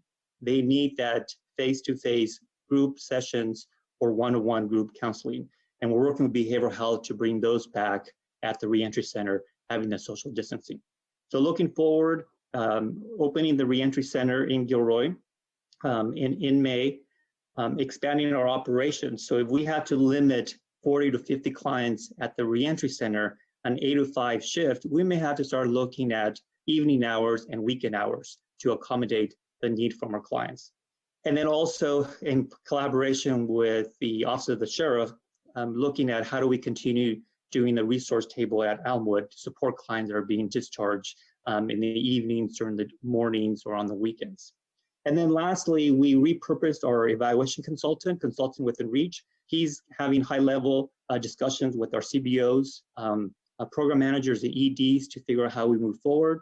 Our consultant is also engaging our frontline staff to have that candid conversation about how well we are doing and how much we are asking of them to be at the front line to serving clients. And then lastly, we're asking our consultant to look at best practice from other local jurisdictions and how they're moving forward with reentry services. So again, our perspective and looking at different phases, it's from the client perspective. How can we continue serving our clients during this time? Thank you. Thank you so much, Javier. Really appreciate that. Mike? Thank you. Javier, you mentioned on Tuesday about Gilroy being closed. I had a note to ask you a question about that and forgot to do so. What caused that? Was it the loss of staffing and you had to, close the ranks, or what happened? Yes, so it was repurposing staff that was there, and then our CBOs went to shelter in place and repurposed their staff to their on-site, and then behavioral health couldn't continue doing the in-person. So could not. And so now that they are able to start doing the in-person screening and assessments, we're bringing all that services back. Okay, thank you. I appreciate that. You said by the end of the month you expect? Yes, so we're going to do a soft opening on May 18th. Okay. And then we'll announce to the public thereafter. Okay, and to your knowledge, did anybody from South County come up to San Jose to get services? I could get back to you. I think we did have a few people, and then we worked with probation to make sure that those that were being released from state prison that were going to South County access the services in San Jose. Got it. Thank you very much. Thank you, Madam Thank Chair. Thank you. Anybody comments there? No, back to you, Martha. All right, next up is Chief Medical Examiner, Dr. Jordan. Doctor? Good afternoon, everyone. Dr. Jordan, Medical Examiner, Coroner's Office. The Medical Examiner, Coroner's Office is expected to make a smooth transition as we have remained fully operational during the pandemic. As you can imagine, the nature of our work prevents us from working remotely. Therefore, we were designated an essential business and will continue business as usual until the shelter in place is lifted. I think for us, as we move forward, we will continue to adhere to the public health officer's recommendations. We are asking the community to call in advance with their requests so we can process these more expeditiously, either by phone or electronically, which has been helpful for our community. The Medical Examiner Coroner's Office, we continue to adhere to social distancing as well as the public health officer's directives. Early in the pandemic, I think, which was very useful for our department, is the staff did receive a lot of education on COVID-19. I thought that was very helpful in terms of having staff adopt good habits such as social distancing and washing techniques, hand washing techniques specifically. We have been using a lot more teleconferencing, and we do keep in-person meetings to a minimum. We have suspended resident training from Stanford and Valley Medical Center, but we are really looking forward to increase our teaching once the pandemic subsides. And I think lastly, I'm going to keep it very brief, but lastly, I really would like to take the opportunity to thank my staff for all their hard work and dedication during these difficult times. I think if anything, this pandemic really underscores the difficult work that we do here at the Medical Examiner Coroner's Office, and I really couldn't be more prouder of my staff. And I'm happy to take any questions. Supervisor Wasserman. Thank you. Thank you, Dr. Jordan. Just to get clarity, when somebody dies of one disease and they happen to have COVID, what's the best way to say that? Can sometimes a person's cause of death be more than one item, one thing? Or do you always end up with one cause of death? The answer to your question is yes. You can have a cause of death that's impacted by other coexisting medical conditions or comorbidities. Okay, a person asked me today when I went down to that post office, and they were asking today if somebody killed in a car accident and they had COVID, if somebody was under hospice and was being given morphine so they had no pain and they happened to have COVID. And they were wondering if causes of death, if that could be an auto accident death and a COVID death. If that could have a cancer death, the person could register a cancer death and a COVID death. And the answer sounds like it's yes. It could be. Obviously, it would depend on the case and review of medical records and so on and so forth. Yes. Understood. Thank you.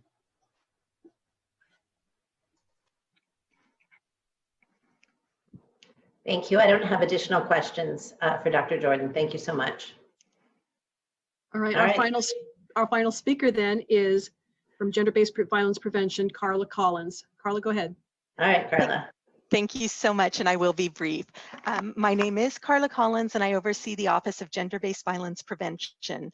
We're part of the County Executive's Division of Equity and Social Justice, and our mission is to disrupt cycles of gender-based violence and support survivors throughout our county with the services that they need to heal and thrive.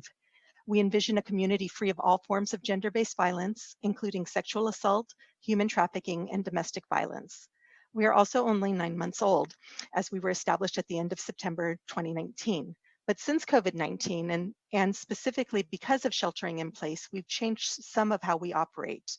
What I'll highlight is our office is meeting more frequently with shelter agencies to constantly assess changes in services and needs. Following an initial decline in calls for services, domestic violence agencies report that calls are now increasing.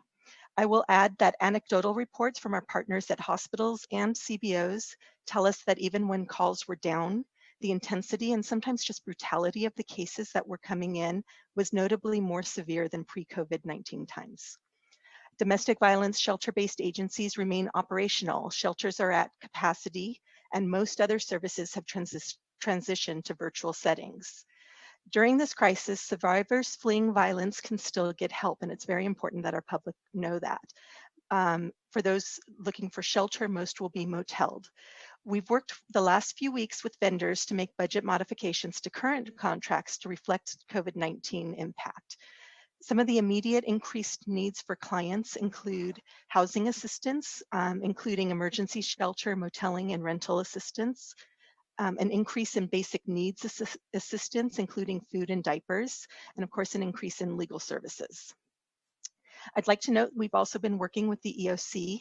So survivors in need of emergency domestic violence services, including housings, can be connected to a trained confidential DV advocate when they call the emergency COVID line at the EOC. This is possible because we've coordinated with shelter agencies to create a referral process that includes warm handoffs for all clients so that we are trauma informed and intentional even in, or perhaps especially in, this pandemic. So next steps for us during the recovery phase, following the crisis response, there will be an additional need for transitional shelter and the ability to secure temporary transitional housing for anywhere from 90 to 120 days as permanent housing solutions are sought for these households. So we're exploring this and other options with our stakeholders. So I do want to just quickly add and affirm many of the other comments that have been made, but especially Javier's with reentry and the focus on client service. I had a person who had been part of a program that I ran maybe in 2007 or 8, who has kept in touch, and she recently reached out needing help from reentry. So I checked in with staff who checked in with her, and incredibly just within, actually, it's hard to have a sense of time. It was either last weekend or the weekend before. She contacted me to let me know that she now has secured housing for the next 2 years, and because of that was able to be reunited with her daughters. So it's just incredible to me that despite all the really hard and horrific things that people are facing, that we've been able to create these moments when there truly is hope that is happening. And so I haven't had a chance to thank Javier for his incredible staff, and so wanted to do so really quickly, but that concludes my remarks. Thank you. Thank you so much. Thank you. Sorry, Javier. Thank you. I really appreciate that and the clarification that you were able to offer around whether there has been an increase or a decrease in IPV, because the data, maybe not the data, but the information that I've seen has seemed somewhat inconsistent.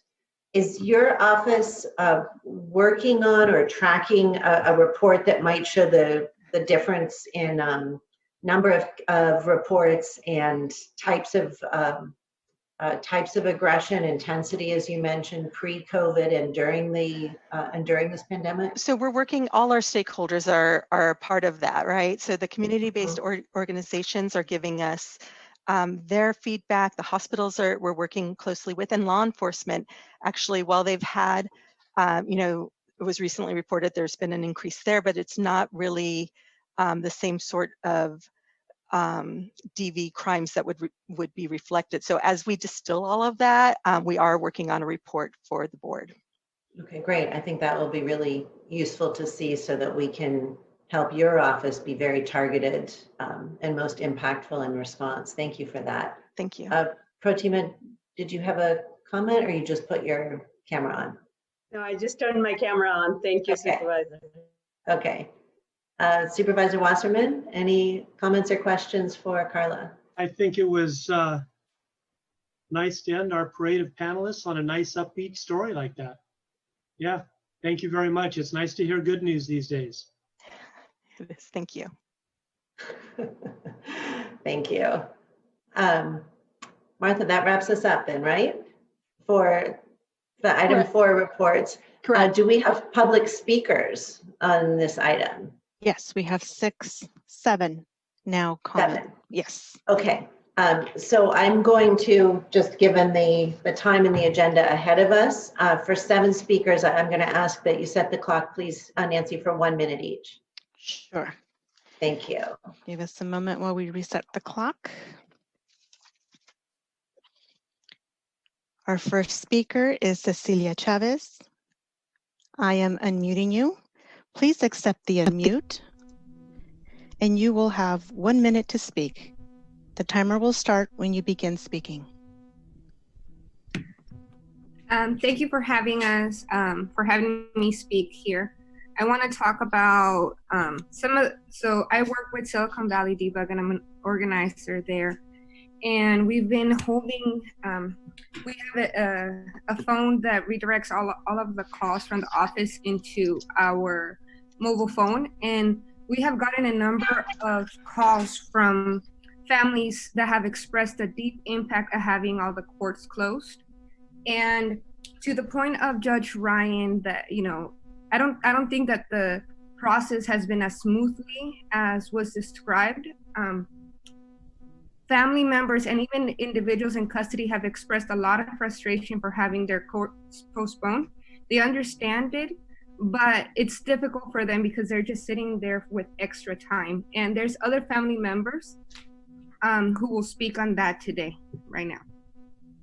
Thank you. Thank you. Before the next speaker starts, I just want to confirm with council.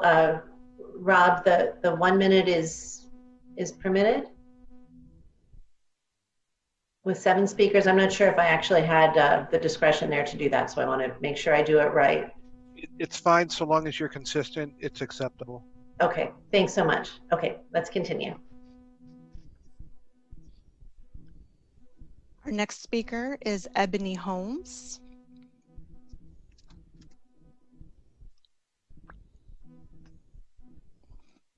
I am unmuting you. Please accept the unmute, and you will have 1 minute to speak. The timer will start when you begin speaking.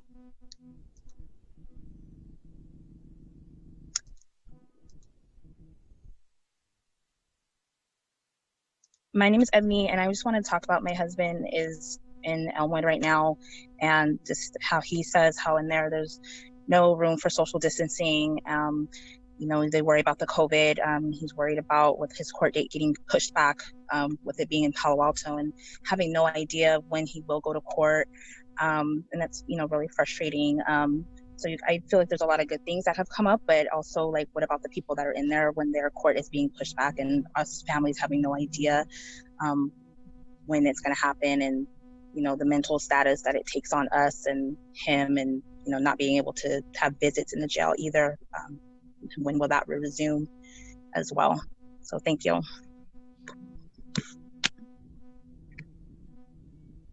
Thank you for your comment. Our next speaker is Andrew Bigelow. I am unmuting you. Please accept the unmute, and you will have 1 minute to speak. The timer will begin when you begin speaking. Hey, my name is Andrew Bigelow.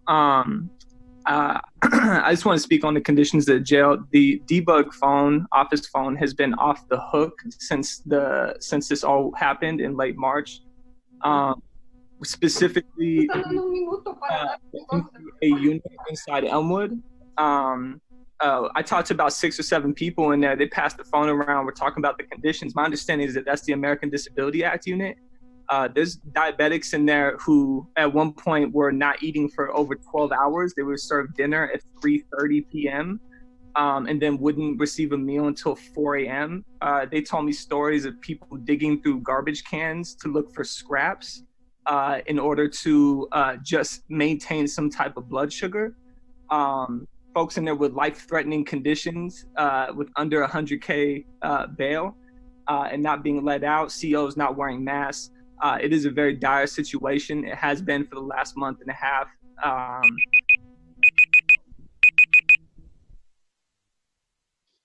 Our next speaker is Scott Largent. I am unmuting you. Please accept the unmute, and you will have 1 minute to speak.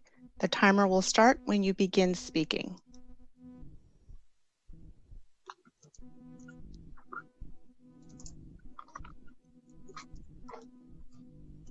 Okay, well, I believe the thing's rock and rolling. I'll just start going. I showed up on time today for the meeting. Of course, many of you know I'm exempt from the health ordinance due to the fact I am homeless. I come down here to utilize restroom and utilize the county Wi-Fi so I can participate. We've been shut down yet again out in this hallway. Tables have been taken, chairs have been taken. You know, you try to explain this stuff over and over again to security here, which is not technically the sheriff's department. So glorified county employees that we pretty much put off like they are police officers are quoting laws that basically don't exist. And it got so ridiculous today over a TV tray. So we basically had our tables taken left and right. So what did I do? Brought old grandma's TV tray to sit there with the computer. I thought it was the right thing to do for Robert and also another war vet out here in the lobby. So you guys aren't making it easy. We were here on time and the technical difficulties keep happening. So thanks for. Our next speaker is Raj Jayadev. I am unmuting you. Please accept the unmute and you will have 1 minute to speak. The timer will start when you begin speaking.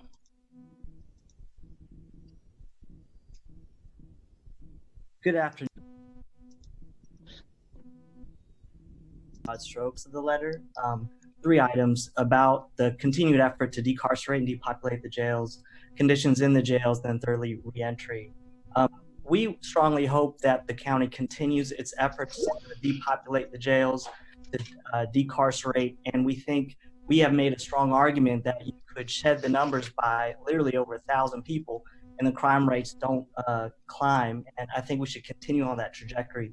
The piece that I think we should leave behind is video arraignments. We have partners in other cities that have talked about the difficulties of video arraignments and families not being able to see their loved ones, people not being able to fully communicate with their attorneys. So I hope that's one thing that we'll leave in the past. We hope that Dr. Redmond, Dr. Cody have continued regular visits in the jail. And for reentry, we hope that they could coordinate reentry services with the time of releases so people don't get left out at night from Elmwood. Thank you. Our next speaker is Elias Madrid. I am unmuting you. Please accept the unmute and you will have 1 minute to speak. The timer will start when you begin speaking.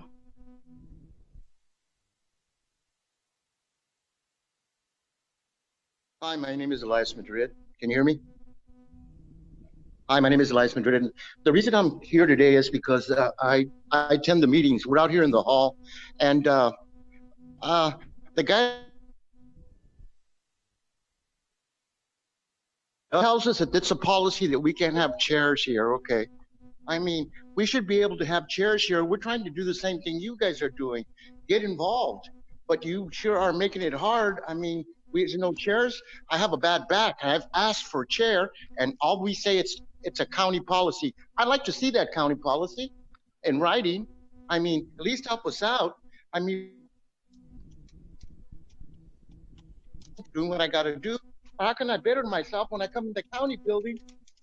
I can't even use my laptop. I got to sit on the floor. Jesus Christ. Your employees get to sit down. Why can't we? Thank you for your time. I hope you listen.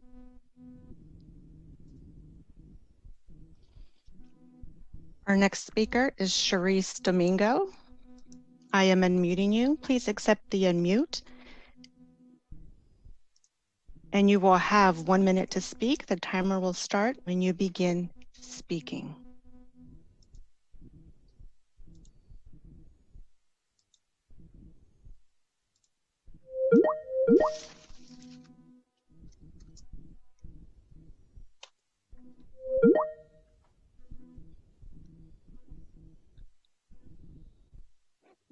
We're experiencing some technical difficulties. We will come back to her. We will move on to our next speaker, Robert Aguirre. I am unmuting you. Please accept the unmute and you will have 1 minute to speak. The timer will start when you begin speaking. Robert Aguirre here. I'd like to talk a little bit about the people that are being released from jail. Right now, I know that URG, or the Unhoused Resource Group, is trying to reach out to people that are being let go from the jail. And we only have permission right now to be able to distribute these backpacks with gloves, hand sanitizer, and masks, and other essential items. We're not allowed to do that other than at Elmwood. And I know people are being released from the main jail, and there's no information or anything that's being given to them, as far as I can tell from people I've spoken with, that get released there. And we would like to be able to extend that same service to people that are being released from the main jail. And once Gilroy opens up, we'd like to be able to do that there as well. I don't know if every person release gets to go through the reentry center, but we need to reach out to people. And I'd like to echo the same thing about what you said earlier. Yeah. Our next speaker is Ms. Warden. I am unmuting you. Please accept the unmute and you will have 1 minute to speak. The timer will start when you begin speaking. Hi, good evening. I am speaking on behalf of my husband, Dylan Warden. He just mentioned the conditions inside the main jail, that some COs still are not wearing their masks. He mentioned when you go downstairs to medical, there's like a chair where you sit and wait after somebody, when it's their turn to sit down, they don't wipe the chair after each use. There's a bathroom down there that's full of feces and mold, and nobody's cleaning it. The trustees are not cleaning. I'm still waiting for him to be calendared in. I'm glad that there is a request being made. He has high blood pressure and asthma, that he uses his inhaler every day. So I'm hoping I get a response for that. That's about it. Thank you very much.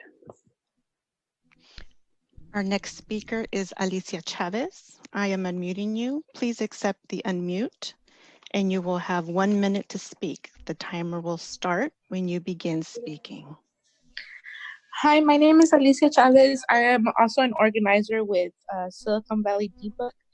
I'm also here to echo kind of the points that my colleagues have made about how the courts, fortunately, there has been a number that families could call in to hear what's going on in their loved ones' courts, but they could still no longer see them physically. It's been over almost 2 months and visits have not been restored. And I know lots of the guys inside have been requesting for visits to be implemented, even though it's through a video conference, or they have talked about how in other counties this has been implemented and how it's taking a toll on their mental health. So I just wanted to echo what they have been saying. Yeah.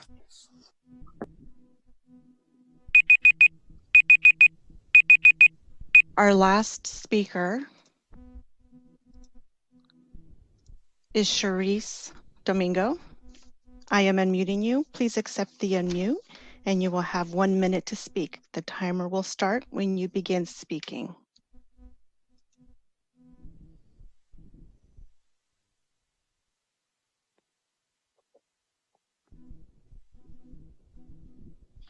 Unfortunately, she appears to have an older version of Zoom and it's not allowing her to speak. I am sorry to hear that. I'm not sure we can remedy it, but if that speaker finds another way to get on and we're on a different item, we're happy to work you in again. We are ready, Supervisor Wasserman, for a motion to receive this report. Motion to receive. Seconded, approved. Do we need a formal vote? Roll call? We'll need a voice count because we did a motion, a voice. All right. Vice Chairperson Wasserman? Aye. Chairperson Ellenberg? Yes. Thank you. Thank you. And with that, we will move on to item 5.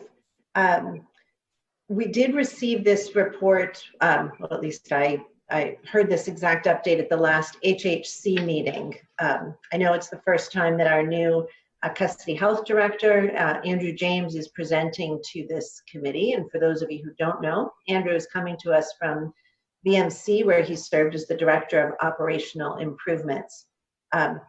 Originally, this report was added to the work plan for a comprehensive overview of custody health services and priorities, but given COVID-19, that broader discussion was postponed. I'm going to, with Supervisor Wasserman's permission, go right to questions, unless you would like to hear the report, Supervisor Wasserman. We do have it in the agenda. I've got it. I've read it. Don't need it. Thank you. Back to questions. No questions? No, ma'am. All right. Then would you like to make a motion to accept this report? Sure. Motion to receive. And seconded. And Nancy? Vice Chairperson Wasserman? Yes. Chairperson Ellenberg? Yes. Thank you. Welcome, Supervisor, I'm very sorry to interrupt. I just received a message from Rajadev that Sharice, whose Zoom was too old, can use his Zoom. So if it's not too late for her to take her minute for public comment. Not only is it not too late, I neglected to ask for public comment on this item before taking the motion. So let's hear from her and anybody else that had a comment on item number 5, with my apologies for rushing through that. Hi, I apologize for all that. My name is Sharice Domingo. I'm also a debug, and I just want to lift up that the need to be able to decarcerate. Even though it was COVID, the courts, all the actors still screen people through the lens of public safety, and there's more improvement that we could do, because we know there are people inside who are still medically vulnerable and have family that can support them here. In addition to, the last thing I want to just add is our concern about nighttime releases, especially for women in the jail who have reported that women have been let out at 2:30 in the morning with no transportation or shelter to come home to. So if that could be improved, that'd be great. Thank you so much. Really appreciate you adding this on. Of course, thank you for your comment. And Nancy, do we have any comments on item 5? No, we do not. Okay, great. Thank you. Then with that, we'll move on to item 6B. And again, here, I'd like, if Supervisor Wasserman is amenable to forego the report and move right to questions. Yes. And do you have any questions? I do. On 6B, package page 15, the 4th paragraph entitled Trend Overviews, for who's ever most appropriate, about, let me see here, 1, 2, 3, 4, about 4 lines down, it talks about experiencing a notable 12.3% increase. And I was looking at the PowerPoint slides provided, and I was trying to see what that 12.3 increase was, from what to what, and for what reasons. And through the chair, if whatever staff member is most appropriate, probably through Sheriff's Office, to answer that question, I'd appreciate it. And if they don't have the answer at this time, I'll take it off agenda to me and you. So thank you, Supervisor. Lieutenant Nguyen Hold is on. Oh, sorry. Hi, Sheriff. Hi. Lieutenant Nguyen will be able Hello? to. Is that Lieutenant getting on? It didn't sound like it. Lieutenant Nguyen, are you? He should be able to answer the questions.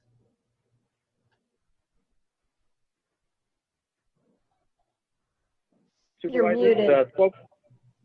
Are you able to hear me now? Yes, we can. Thank you. Oh, there you are. Good afternoon. This is Lieutenant Nguyen from the grievance unit. So to answer your question, Supervisor, the 12.3% after a close analysis, the CCW Elmwood Women's Facility had a noticeable 12.3% increase during the last quarter, which is first quarter 2020. A lot of that has to do with the commissary increase, and that was about 70% of that increase due to the stoppage of commissary suspension for COVID-19. CCW inmates were making complaints and being frustrated that they weren't able to order feminine products that were custom on the full menu. But since then, we've remedied that, made modifications, and inmates were able to order from the full commissary with the restrictions that the sheriff mentioned earlier. Thank you. So that we saw a spike, but then we provided a solution. Thank you, Lieutenant. I appreciate that, and I appreciate the solutions. And through the chair, if I may, Lieutenant, the 12% increase went from what to what? What number to what number? Let me trying go to get back an idea. Was it like from 100 to 112? What? Let me take a look at that, sir. 12.3. So that's going to be from. I have to compare the numbers from the first quarter. The fourth quarter of 2019 to first quarter of 2020. I don't have that number right here in this report, but I will be able to get that for you, though. Thank you. Thank you. I was just wondering because sometimes if you go from 2 to 3, that's a 50% increase, but you could also go from 500 to 560, and that would be that'd be 60 people. So I was trying to figure out, I couldn't find in the slides in my packet what that number was. And if you can't find it easily and off agenda, like I said, to me and Supervisor Ellenberg would be appreciated. Thank you very much. No That's problem, it for me, Madam Chair. Thank you, Lieutenant. Nice job. Thank you, sir. Thank you, Lieutenant. I want to first, offer some congratulations for continuing to maintain the timeliness and response rate. Looks like the last report showed 99.56% of grievances responded to in 30 days. That's a good rate, and thank you for that continued transparency and for working to improve the process. I do want to dive in a little bit more and ask going ahead for a little bit more transparency. I also noted the 12% increase in grievances submitted by women. And I have mentioned this before, but without disaggregated data for all of the grievance categories, there's no way to paint a clear picture of why we're seeing increases. Going forward, I do want to see the data on each grievance topic broken down by topic and by facility, please. Without seeing that now, is there anything you can share with us that would explain the spike or the increase of 12%? No, like I previously mentioned, during this pandemic, a lot of services were interrupted, so we can take a look as a department to reduce the amount of contact for all the inmates and the services we provide. So when we had to stop certain services in mid-March, commissary would resume back within 2 weeks. So we found a solution, we found a plan. So cutting off, services for the inmates that they're used to, everyone is going to, everything's disrupted. So inmates are naturally going to go to their formal way of complaining and voice their opinions on the grievance process. And, we collect all the grievances. Last month, we saw a huge spike in grievance submitted. We processed all of them through our unit. We made sure that it's still answered timely with a meaningful response. But this virus has taken a toll on everyone, and we try to do our best to ensure that all complaints are heard and analyzed and taken seriously. So with that being said, the only factor and the only major category that was affected was commissary. That's kind of saying like, hey, me and you can't go to the store and go shopping, can't buy essential groceries for our family. So that's how inmates were viewing it, is, hey, we're stopping their store. So we were trying to find a solution. Within 2 weeks, the department came together and worked with our vendor and made some modifications, and was able to find a solution for the inmates. I appreciate it. So it sounds like you do have some sense of where the spike was focused, and if it was on commissary, and that's something we've resolved, that's good. But again, being able to look at that from a data perspective and not just anecdotally is a very important piece. And that will also enable us to be a little bit more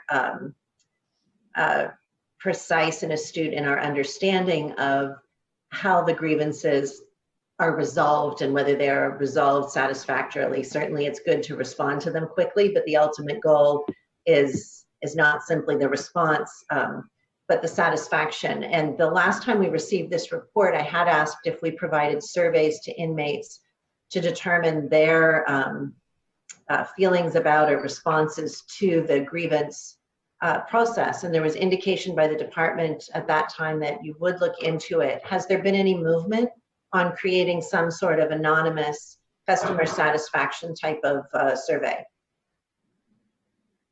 We're still analyzing that, and we are looking into a way to implement that once we settle down with everything that's going on in the department. But we have looked into it, and we're looking into some options as before the last agenda or before the last PSGC.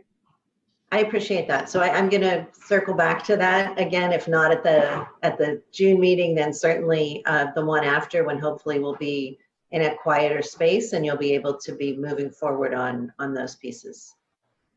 Thank you. I don't have any other questions. Mike, yes. Thank you very much. Lieutenant, I want to tell you, and I know Supervisor Ellenberg and the other soups on the board, we're all going through the same thing, but in the last 7 weeks, I've received over 10,000 emails, and they're overwhelmingly negative.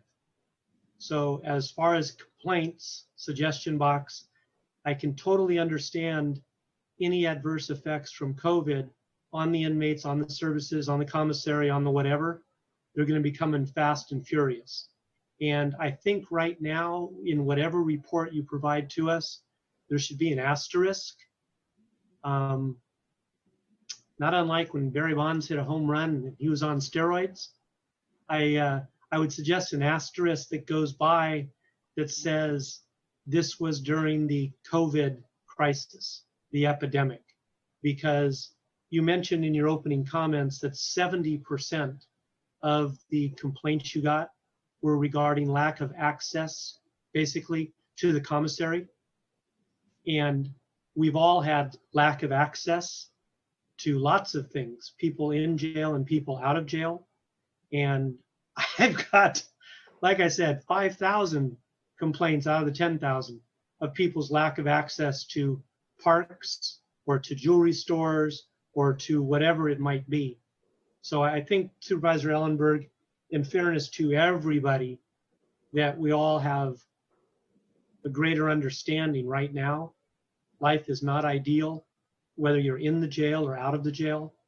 And if we had a suggestion box available at the county, besides our emails, it would be overflowing. So I want to thank you, as Supervisor Ellenberg did, for responding as quickly as you did to the issues, the number one concern, which is 2 out of 3 of the suggestions or complaints. Thank you. Thank you. I appreciate that expression of indulgence, Supervisor Wasserman. I want to counter that a little bit with just our duty and obligation, particularly to folks who are in our custody and really in a particularly vulnerable state, that we remain very vigilant about trying to address their concerns, even acknowledging that they are very likely exacerbated by the situation in which we're all finding ourselves. Do we have, Nancy, any public speakers? Yes, we have 2. Okay, let's do 1 minute each to be consistent. Thank you. Sure. Our first speaker is Ron Hansen. I am unmuting you. Please accept the unmute and you will have 1 minute to speak. The timer will start when you begin speaking. Hello, supervisors. I'm Ron Hansen, affiliated with PACT. Today's quarterly report from the Jail Grievance Unit should raise questions specifically about detainee satisfaction with the grievance process. This committee has heard conflicting views on this before, and I submit should remain concerned.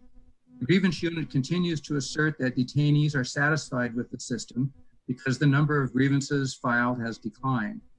While this may be true, although a case may be also made that detainees have simply given up on it.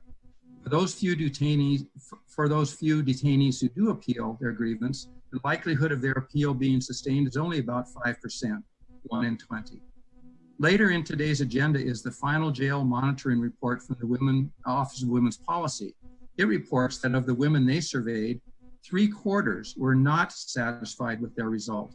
Once again, we urge the grievance unit to survey the detainees to assess their satisfaction with this process. And failing that, we urge the new monitor, OCLEM, to make this. Our next speaker is Scott Largent. I am unmuting you. Please accept the unmute and you will have 1 minute to speak. The timer will start when you begin speaking.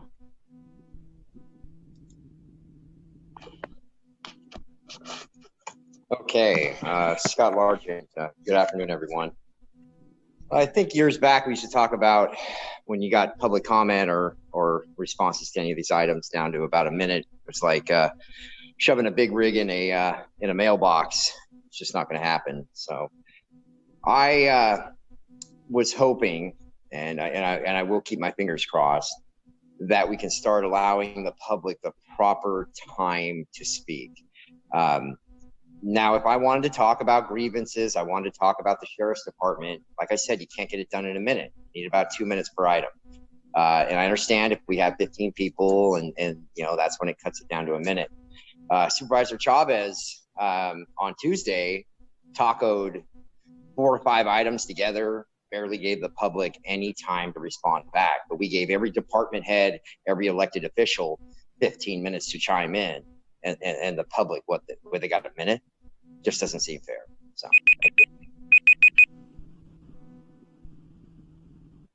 Thank you. Do we need a 429. Oops. Motion to accept this report? I'll make a motion to accept 6B as in Baker. And I shall second that and turn to the clerk. Vice Chairperson Wasserman. Aye. Chairperson Ellenberg. Aye. Thank you. Excuse me. Okay, we are moving on to item 7, which is to receive a report from the Office of Women's Policy on jail monitoring. I will turn it to you, Protima. Good evening. I'm going to keep this very brief. Can you see my screen? Yes, we can. Thank you. I'm on slide number 2, where I want to acknowledge that in the past we have presented the jail monitoring report along with the Office of the Sheriffs, as well as our Commission on the Status of Women. We did not connect with the Office of the Sheriffs because they're at the forefront of the pandemic, and the Commission, per county guidelines at this point in time, the Commission has to pause all their work. And so this report is an update so that the committee knows that the Office of Women's Policy is monitoring and continuing to do all of the activities that they could prior to. I want to quickly talk about the fact that our jail monitoring program paused in Feb, and slide 7 will have the updates for what we did in February of 2020. I want to acknowledge Lieutenant Nguyen's report about the increase in the grievance from the women's jail. I know for a fact that every time we go in for monitoring, which is twice a month at least, we have consistent reports regarding hygiene products. And the Office of the Sheriff has worked very closely with us to resolve those. We were not able to go in Feb, and in March, because of the shelter in place, we haven't been going in. I'm not saying that explains the increase in the grievance, but I do want to point out that in the past, we have been able to work very closely with the lieutenants in the jail, and they have resolved this issue in the past. I also want to highlight that this year we got a $2,000 donation for the GED programming books, but we were not able to complete the jail monitoring report because the survey that we conduct annually, on which the report is based, was not approved by the office of the sheriff, because we were in the middle of renegotiating our interagency memo in order to continue our jail monitoring visits. One thing I do want to highlight for the committee is that we have been tracking the release data, because as has been mentioned earlier, the services that women need when they are released are services that we would like to be able to assist in lining up, so that there is a streamlined process. We are just looking at the numbers and working closely with the Office of Reentry Services, as well as we have connected with probation on ways that we can continue to assist. As far as the survey goes, we have not been able to complete a survey, but I do want to highlight that in November of 2019, along with the Office of Reentry Services, we were able to meet with a group of women, about 35 in total, to talk to them about the gender responsive programming for women who were being released from Elmwood. And along with the Office of Reentry Services, we're going to resume phase 2 of the gender responsive opportunities for women program. Of course, everything is on pause because of the shelter in place. I want to turn it over to Quetzal Gomez, who is a management analyst with our office, to talk about February 2019 voter registration. I apologize, it says 2020, but these are numbers from 2019. Quetzal? Hi, my name is Quetzal Gomez, and as Protima mentioned, I'll be talking about our voter registration efforts. But Protima, you're correct. It's for 2020. It's this February that we did this work, not 2019. And so this last February, because of a couple of things, because of the change of the primary being moved to March, we had to do this earlier than we had in the past. But there's a couple of things that I wanted to point out that was different than what we had done in the past. So the first time we did this partnership was in 2018, and we really focused on voter registration.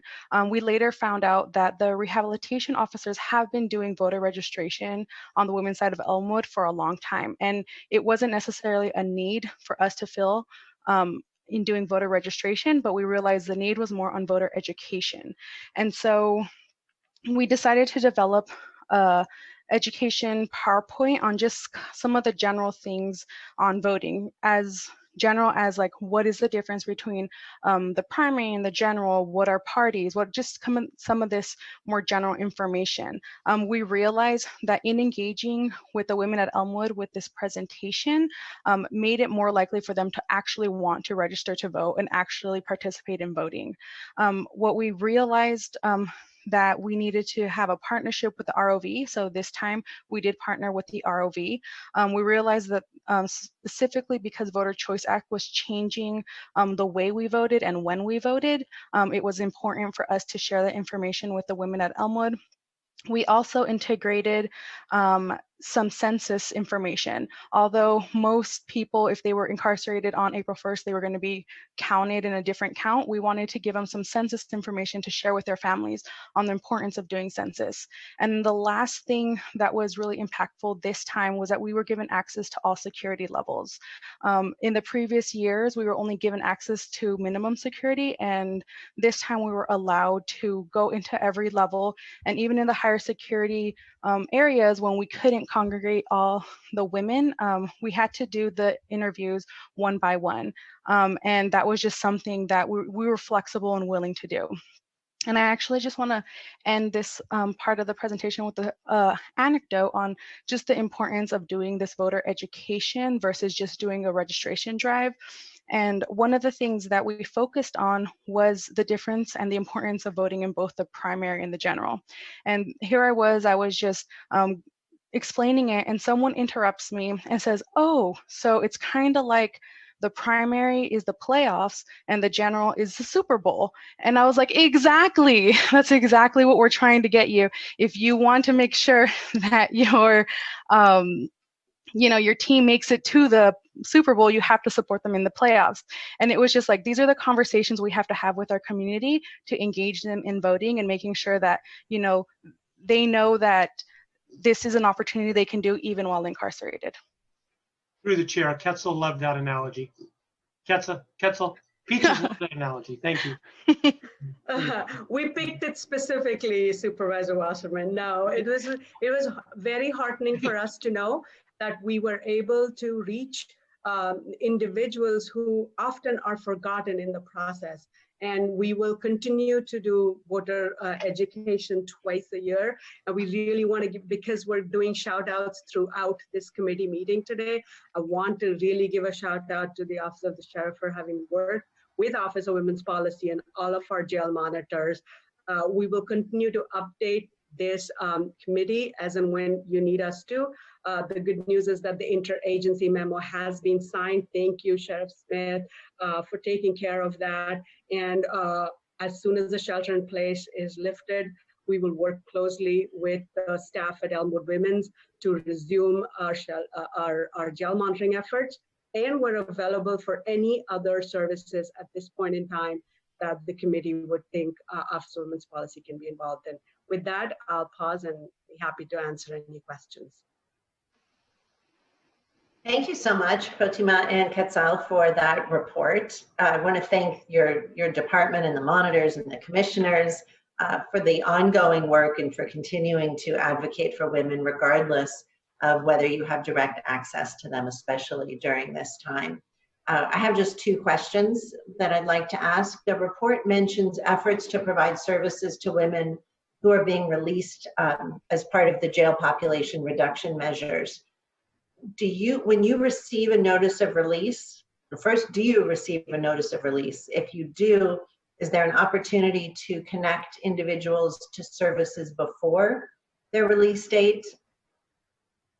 No, we don't, Supervisor. Thank you for that question. But through the office, through the probation office, there is a National Institute of Corrections work group that has been set up by the manager who works on the gender responsive programming.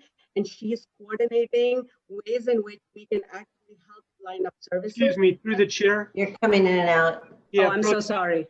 Thank you. Is that better? Yes. Yes. So through the probation office manager for gender responsive services, there is a work group that's titled the National Institute of Corrections Work Group. We are working closely with reentry as well as probation staff to see ways in which we can actually line up services. So that's TBD, but we're working on it.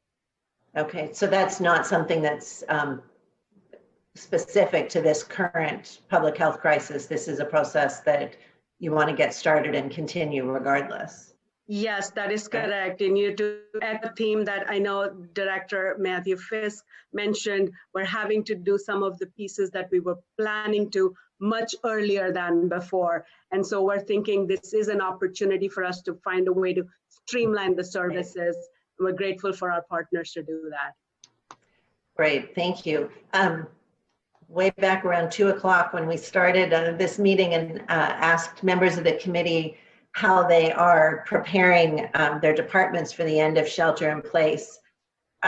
Would like to extend the same to you, given that in-person services have been temporarily suspended, and it's possible that they may not come back all at once with the end of the shelter in place. How do you see your work evolving so that women will continue to receive the supports of your office, the monitors and the commission members provide?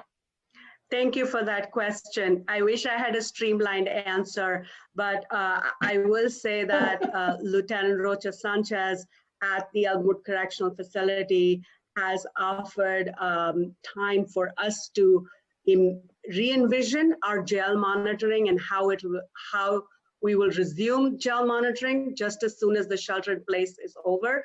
And so I'll be happy to provide an off-agenda memo just as soon as I've had the opportunity to engage with Lieutenant Rocha Sanchez. As I said before, because the Office of the Sheriff is at the forefront of the pandemic, at this point in time, we're stepping back and letting the public health emergency pieces take precedence. But I will be happy to report back via off-agenda memo. Thank you. I would appreciate that. Do we have public speakers on this item? No, we do not. Thank you. Then Supervisor Wasserman. I'll Would you like make to a motion to, I want to say, Proto, awesome job as always. And I want to make a motion to receive the report. And I shall second it. Vice Thank you. Chairperson Wasserman, Yes. Chairperson Ellenberg.